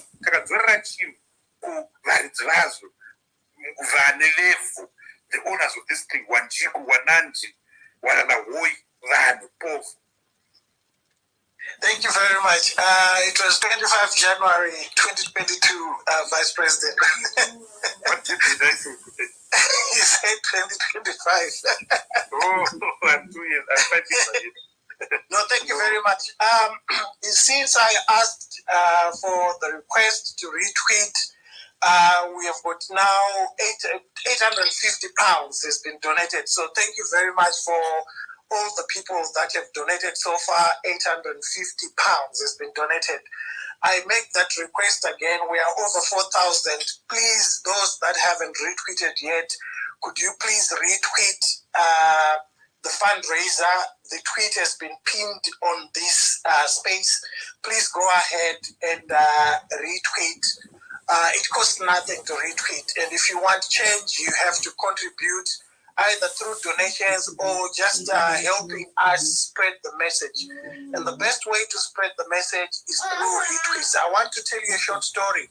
In Zambia, they made sure that everybody would share on Facebook, they would repost on Instagram, they would retweet on Twitter, and they raised a lot of money. The victory of President Hakainde Hichilema was delivered by the citizens. And it's important for all of us to understand that we have a civic duty to assist those that we've asked to lead the coalition. For us, we help them by making sure that we donate, whether it's $1 or 50 cents or just a retweet. It will go a long way. So please, I'm asking you again to retweet for those that haven't retweeted. As I told you earlier, these retweets work wonders. So far, we've got $850 in the 850 pounds in the last 1 hour. So it works. Please retweet. It will go a long way in helping delivering the change that we all want. Mr. Chinamora, please go ahead. Thank you, Hopewell, and good evening, Vice President. My question is around the upcoming 2023 elections, around the election agents. Are we going to avoid the scenarios that we have had before, where ZANU-PF had other polling stations where we couldn't cover agents? Do we have enough mechanizations to protect the vote? Because we can encourage people to vote and people will go and vote and Nelson Chamisa will win. But are we putting enough measures to protect that vote? And this includes making sure that we have enough polling agents that covers all the polling stations in the country. Because we know good and well that ZANU-PF is preparing to rig 2023. They know they will not win. So we must not leave room for them to do whatever they want in certain polling stations where we have failed to field agents. That was my question. Thank you. Thank you very much. Go ahead, Tendai. Yeah, it's a very important question. Because of contradictions and fights, we didn't run a technically sound election in 2018. So we scored on goals. Like, for instance, there are 38 seats that we lost because we double candidates under the moniker of MDC Alliance. And we had thousands of polling stations without people. Even those that we had people, they were not adequately, trained. And even up to now, Monzora is still not paid some election agents. So it is going to be so important for our coalition to run a technically competent, modern election. And that begins with the campaign. The campaign must be up to scratch. The president's campaign, the campaign head office, the president's the message, the issues, the manifesto, or blueprint, which, by the way, we've already started, working on. Community issues. Each community must have its own manifesto. The media work, the visuals, this color yellow is just brilliant for media people like HOPEWELL. The jingles, there is no struggle without a soundtrack. The Beatles had the hit in the 60s called Yellow Submarine. We want our Yellow Submarine hit to be the soundtrack of our revolution, next year. But apart from the campaign, it is the technical election. Now, that one, we have to pay attention to detail. The issue of election agents, the issue of election monitors, the issue of real-time results being posted to your command centers, your part of voter tabulation, how to protect the vote, the issue of collection of the V11 forms, the V22 forms. We have to be up to scratch. In 2008, we did very well. And we did very well because we outsourced to the citizen the issue of election monitoring. So we had hundreds of students that we took from the University of Zimbabwe, from African University, and so forth, that we deployed in the rural areas. I ran that campaign by 8 o'clock. By 8 o'clock, I knew that we had beaten ZANU-PF. And many of you will remember the press conferences we were having at the Mikos Hotel declaring these results. In 2013, it was different. ZANU-PF stifled our power of voter tabulation. We couldn't, by 4 o'clock, I hadn't spoken to a single of our team leaders in the countryside. So we have to be ready. We have to be ready. We have to be ready in 2022. Not in 2023. We are not going to win 2023 in 2023. We have to win 2023 in 2022 by having everything ready in 2022, including the candidates, including, fortunately, we now have the vehicle we're waiting for. We now have the colors that we're waiting for. Now the creative people must help us with jingles, and so forth. So it's a journey, but we must be ready. And trust me, we have to pay attention to details. An election is about he or she who pays the greatest attention to the minutest of detail. It's not about big moments. It's about small steps that are innocuous, that are boring, that are tedious. You have to get that right. And we intend to do that in 2023.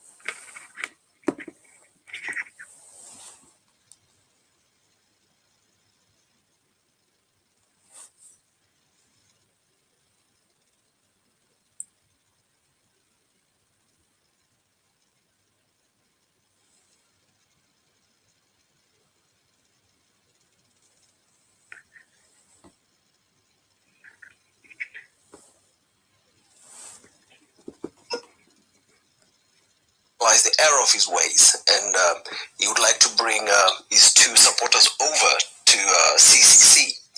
Will there be room for him?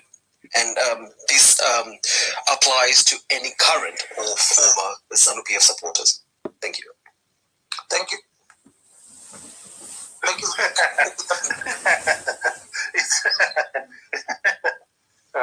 Yeah. So I think this is the most difficult question I've been asked the whole evening. Yeah, look, we have to forgive. We have to forgive.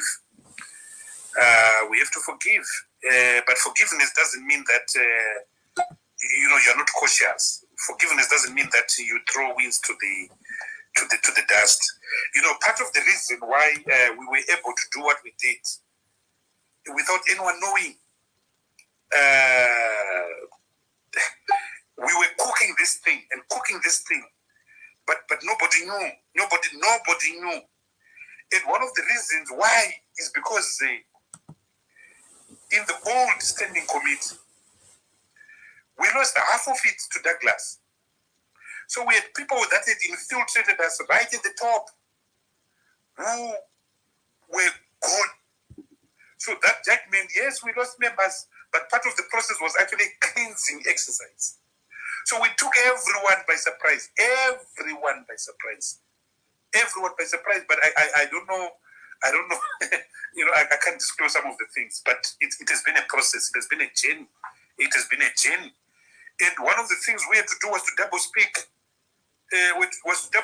So I was watching an interview that I did in which I said, the name MGC is like a brand, it's like Coca-Cola. But in the next vein, I was saying, we're going to do things on our own time and so forth. So a person listening carefully is saying, are they going to change or they're not going to change? We have to do that double speak. So we will forgive. We're not gods. The Lord's Prayer says we must forgive. And accept. We're not gods after all.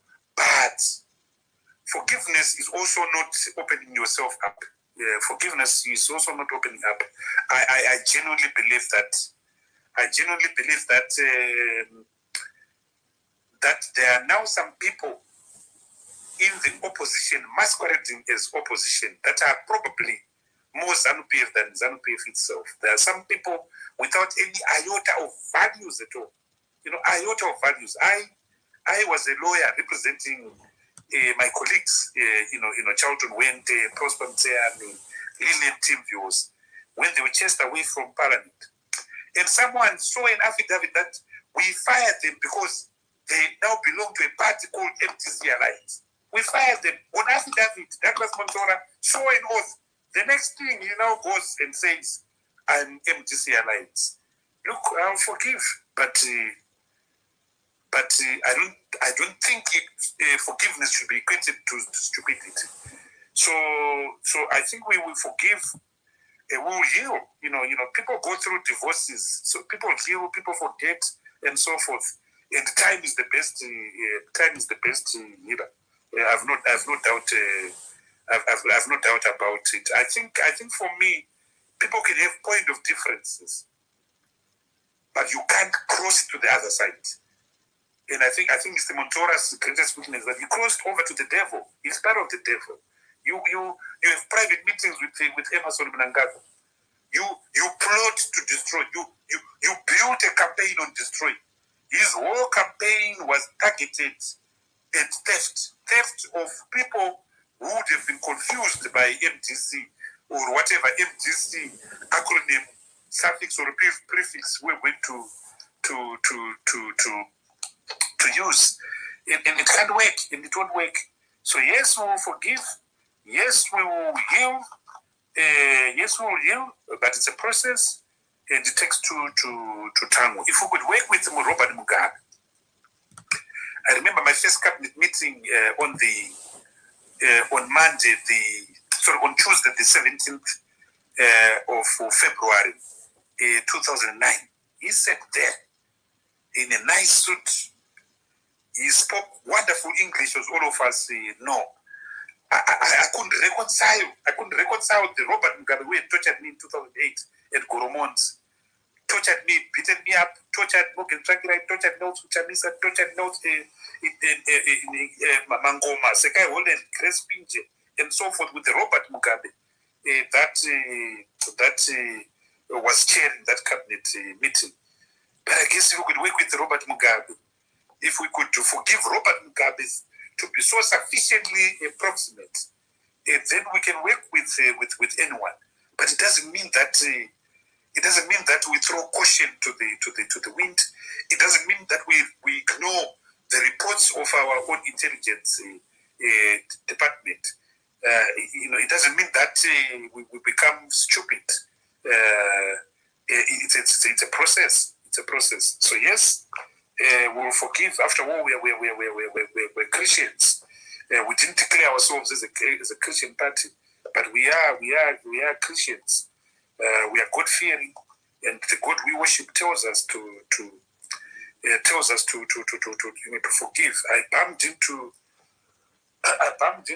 Chombo the other day in a restaurant. At some level, I wasn't angry. Because I just realized that ultimately, he's a nobody. The system is the system. So let's dismantle, the system. So that's my answer, comrade. Forgiveness is a permanent part of humankind. I've seen, as a lawyer, I've seen people who divorce for 40 years, who reconcile and live happily ever after. One of my favorite novels is the book Love in the Time of in the time of cholera.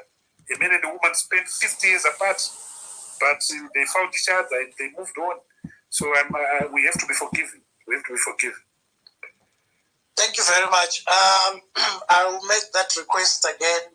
Please go to the pinned tweet and retweet for those who haven't retweeted it. In the past 1 hour, the figure donated is now gone up to £1,200. We are now on £1,200 since the first request to retweet the tweet. So please, could you retweet the tweet? And those who can donate, please donate whatever you can, whether it's $1, whether it's £100, whether it's £200. Every cent, every penny counts. Every little helps, as they say in the Tesco's advert. So please, I'm asking again, we are more than 4,000. Can we retweet if you haven't retweeted yet? As you can see, these retweets work. In the past 1 hour, we've raised £1,200. So please keep retweeting. For those who haven't retweeted, I ask again, please retweet. Professor Mpofu, please go ahead. Yes, thanks, Opal, and good evening, everyone. My question quickly is, what role, if any, would former ZANU-PF folk willing to join and contribute to the new movement play, like people like Professor Moy? I think we have contributed to the struggle before under the MDC alliance. And also, you say that you are sort of an open church, as it were. How will you take and cater for infiltration? How will you avoid infiltration from state agents, since it seems that you sort of have opened it up for everyone? And lastly, do you have any other solid mechanisms of protecting the vote in victory besides encouraging people to turn out in large numbers to vote? If those large numbers are sort of drowned by the rigging of ZANU-PF, do you have any other mechanisms that will cater for that, or that will sort of help you to fight and reclaim your victory? Thank you. Thank you very much. Go ahead, VP. So let me start on the last one, which is the easier one. As I said, we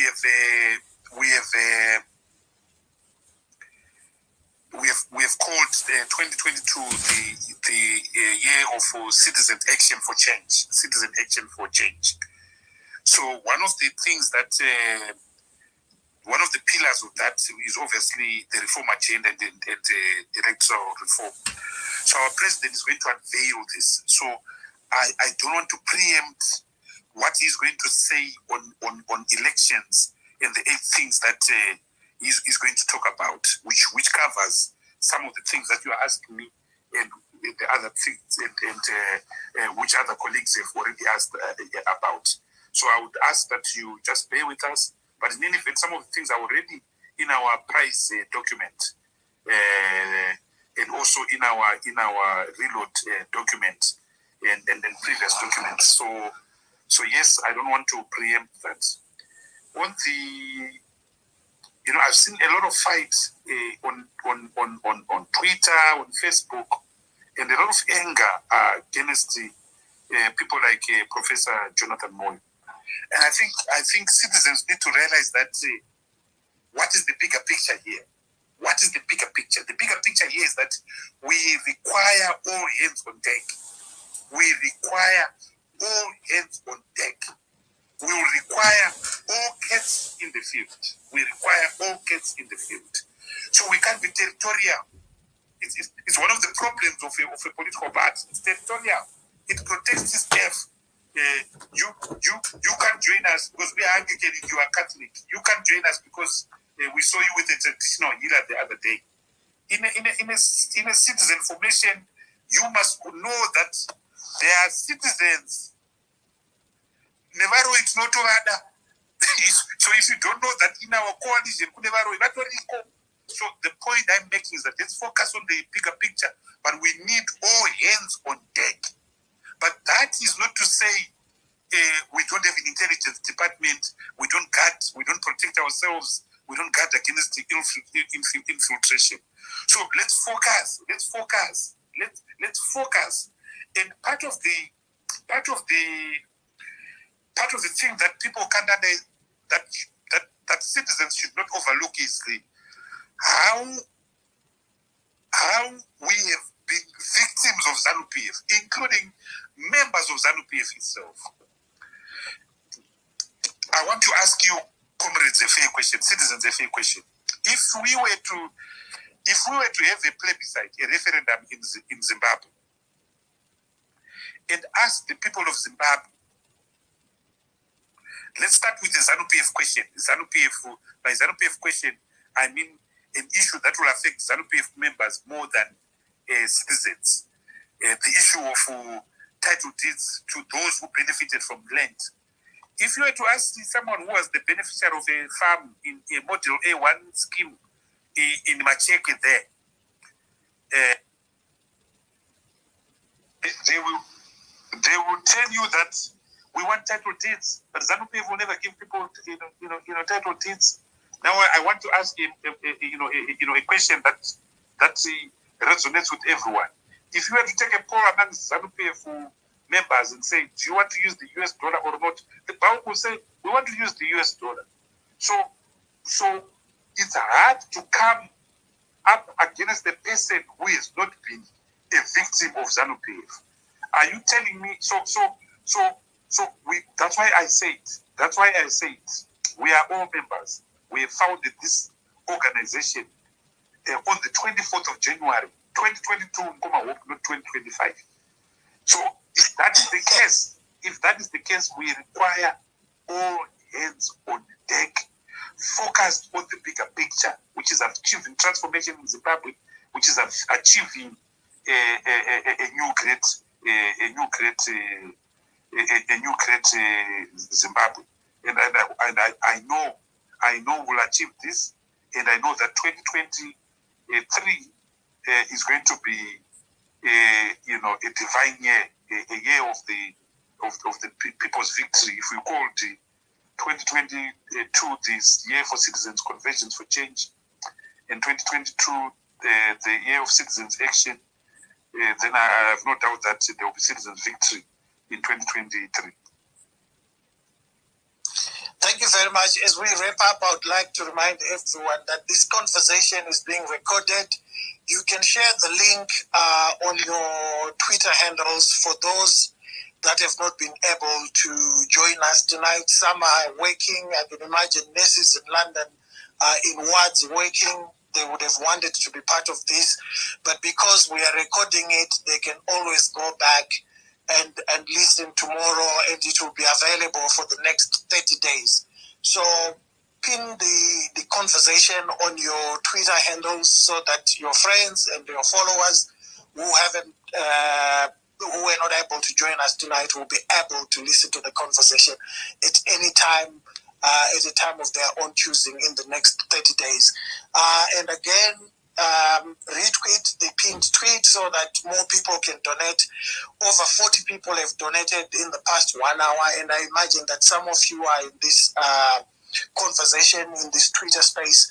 Thank you very much for that. There is no struggle that will be won without assistance. Even during the liberation struggle, our mothers were contributing. If they didn't have money, they would give a chicken, they would give a goat.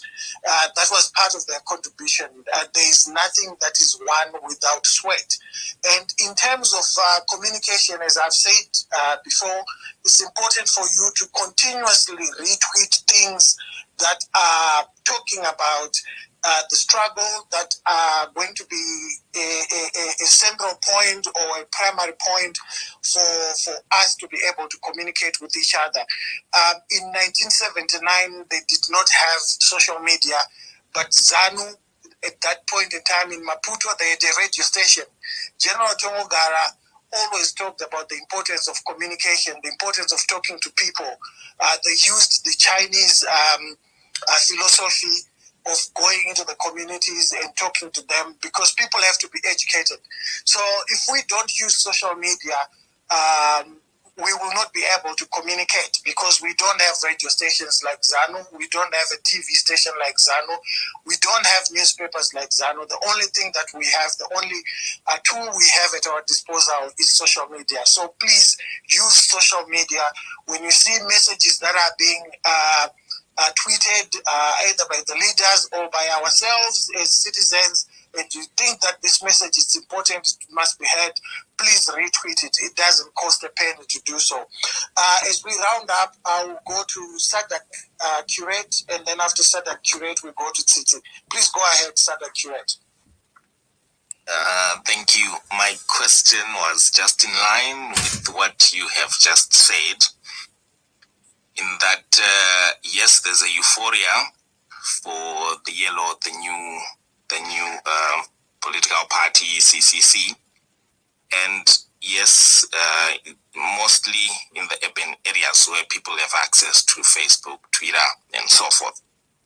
But the main reason why the ZANU-PF does not want to put this news on ZBC and on their other print media is because there are people in the rural areas who still rely on ZTV for their news and for the radio stations. So maybe if the Vice President can just touch a bit on that, what's the plan to make the CCC a household name now, so that come the 2023 elections, when the President Chamisa will be going, I assume, around the country, it will be sort of like a round two, because we don't want to work on the assumption that Tese Tiripano on Twitter, we know what's happening, but we don't want to make an assumption that the people in the rural areas, because we need every vote, so we don't want to make an assumption that some people know. We want to make calculated moves. So maybe if we can touch on that, just to make sure that how can we make the CCC a household name now. Thank you. Thank you. Go ahead, VP. Thank you, HOPEWELL. Part of my question has been addressed, so I'm just going to rephrase. What efforts are being made to cultivate the culture or a strong culture of donating in order to increase preparedness against unexpected adverse events that may arise during the election period, and some which require a short turnaround time to raise funds? Thank you. Thank you very much. Vice President Tendai Biti, please go ahead. Your microphone is muted. Unmute your microphone. Vice President Biti, can you hear me? whilst we are waiting for him to reconnect, Nicole G, please go ahead. Thank you, Hopper, for the opportunity. My question is, how is the movement going to recruit more people with capability in leadership to take the movement forward? I think what Tendai has mentioned is doing away with the gatekeeper syndrome. So how are you going to ensure that you've got more people with capability? I'm also looking at probably trying to recruit people from the diaspora who have capability to move the movement forward. Thank you. Thank you. Go ahead, Vice President. Okay, thank you. So I'll start with the last question. Look, one of the difference between a political party per se and a movement is the culture of volunteerism and voluntarism. So we expect the citizens themselves to be proactive, to volunteer. So I want to be an election agent. I want to do this. I saw it at work in Zambia. In Zambia, as you know, Zambia is very divided. The north, largely Bemba speaking, they supported PF. The south, the Tongas and so forth, HH. But people realize that to win the election, we have to run a national campaign. So you had people going to camp, and I mean for months, in the northern parts of Zambia, territories which were equivalent to Uzumba Maramba Fungwe. Very impenetrable places, volunteers. So we hope volunteers can come aboard. We hope that we will not have the top-down approach that so far arrested the old political party that we have left. The top-down approach that you send people, you deploy people. You want to be invited by community of business people, community of church leaders, community of elders, community of traditional leaders, community of students in Zarabani, in Chendambuya, in Victoria Falls, in Binga, that says we're doing this, we've done this, we're doing this, we've done that. So I hope citizens can come to the front. And as I said at the beginning, we are moving people from the periphery to the center. We're giving back the People's Project back to the people. So so when we say citizen, we mean it. And if you saw what we did, that's exactly how we hope this will actualize. We want to give it to the people. So volunteerism is going to be a big thing. And when President Chamisa makes his speech, you will hear him talk a lot about volunteerism. When we move to communities now, I said we're all starting from zero. And I said that, in the past, the gatekeeping mentality has been there. But if you go to communities, the community knows what it wants. It knows its heroes. It knows its heroines. It knows who can do what at what position and at what juncture. And the community doesn't lie. And part of the reasons why we did so well in 2000, we did so well in 2000 because the candidates we fielded at the time in the movement were outstanding citizens in their communities, people who stood up in their communities, people who had long distinguished themselves in their communities. So the representatives in parliament became a representation of the community. Think of in Bulawayo, for instance, think of Paul Tebanyati, David Coulthard, even Eddie Cross before he lost it. Those were genuine people.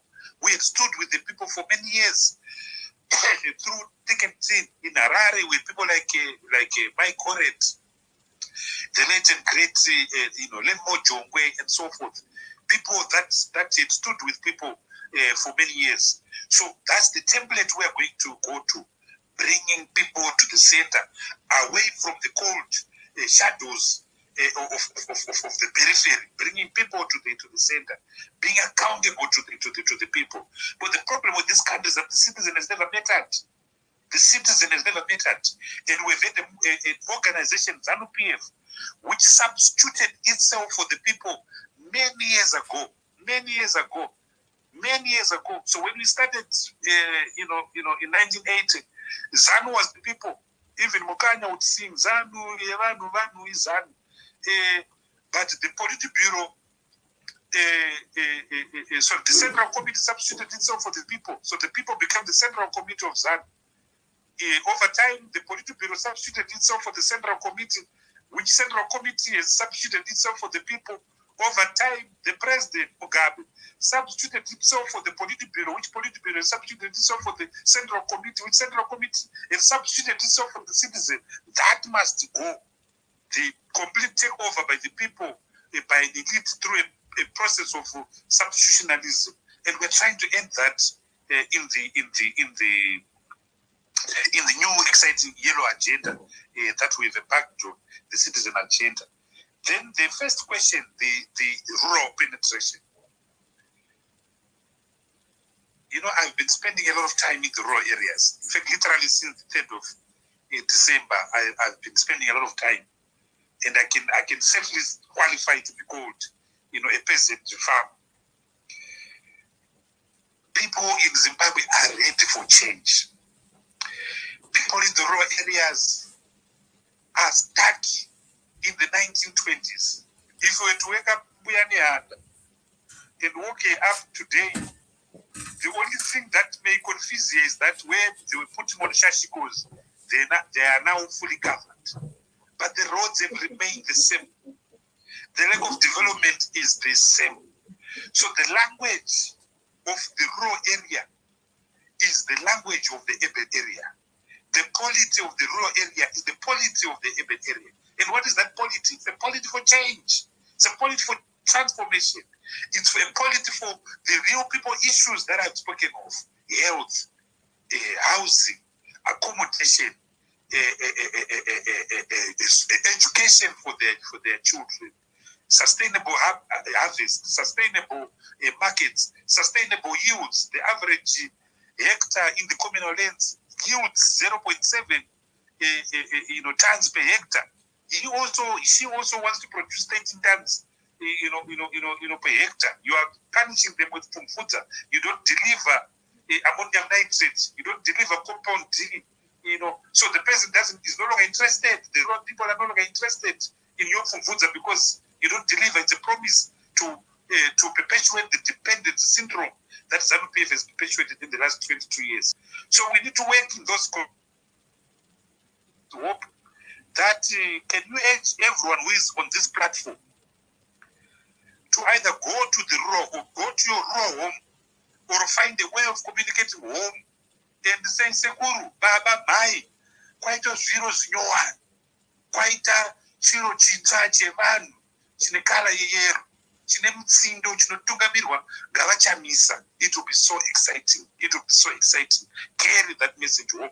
We used to do it with President Morgan Tsvangirai. We used to have a program that would say Andi Kumucha. So every Christmas we would send people to the rural home to preach the gospel of transformation. And here now it should be so difficult because the biggest demographic in Zimbabwe are the youths. 69% of the population are below the age of 35. And guess what? They are unemployed. So let's turn them into volunteers who spent weeks in Uzumba Marabafungwe, weeks in Gwanda, in Bupe, in Umguza, weeks in Utito, weeks in Chendambuya, weeks in Kwamkarakati, weeks in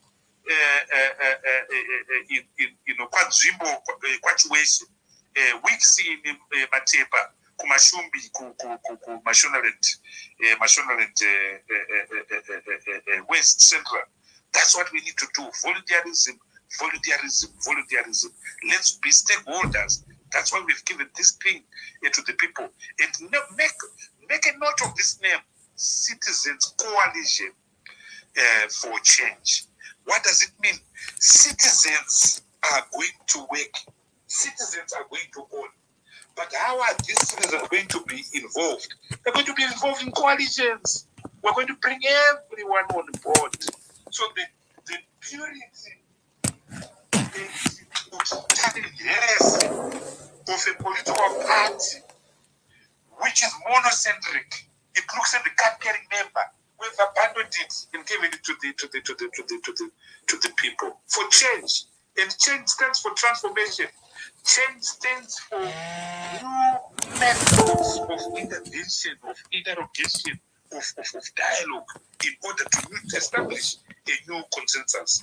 So those who write about this movement years from now must understand that there is a theoretical foundation to everything that we are doing. There's an ideological foundation that we are doing. And we are very clear.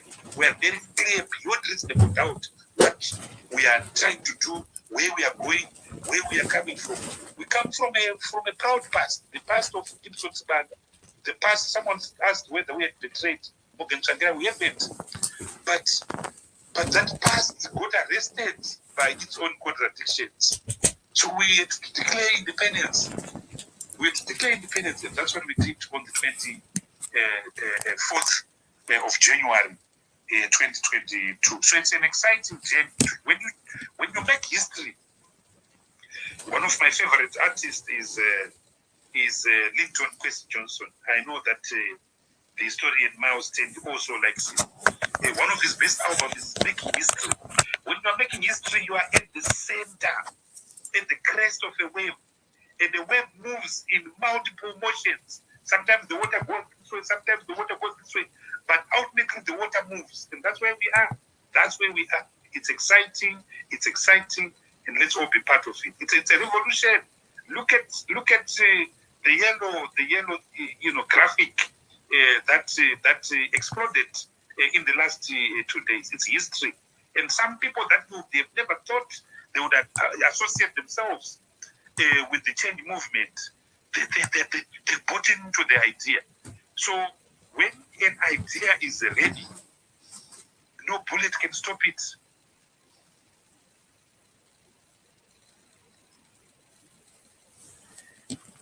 We seem to have lost Vice President. The idea of Trump is not stoppable.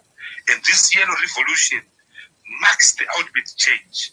And remember, wherever there is a cataleptic upheaval, there's always a change of name. There's always a change. Paul, the greatest apostle of Jesus, was called Saul.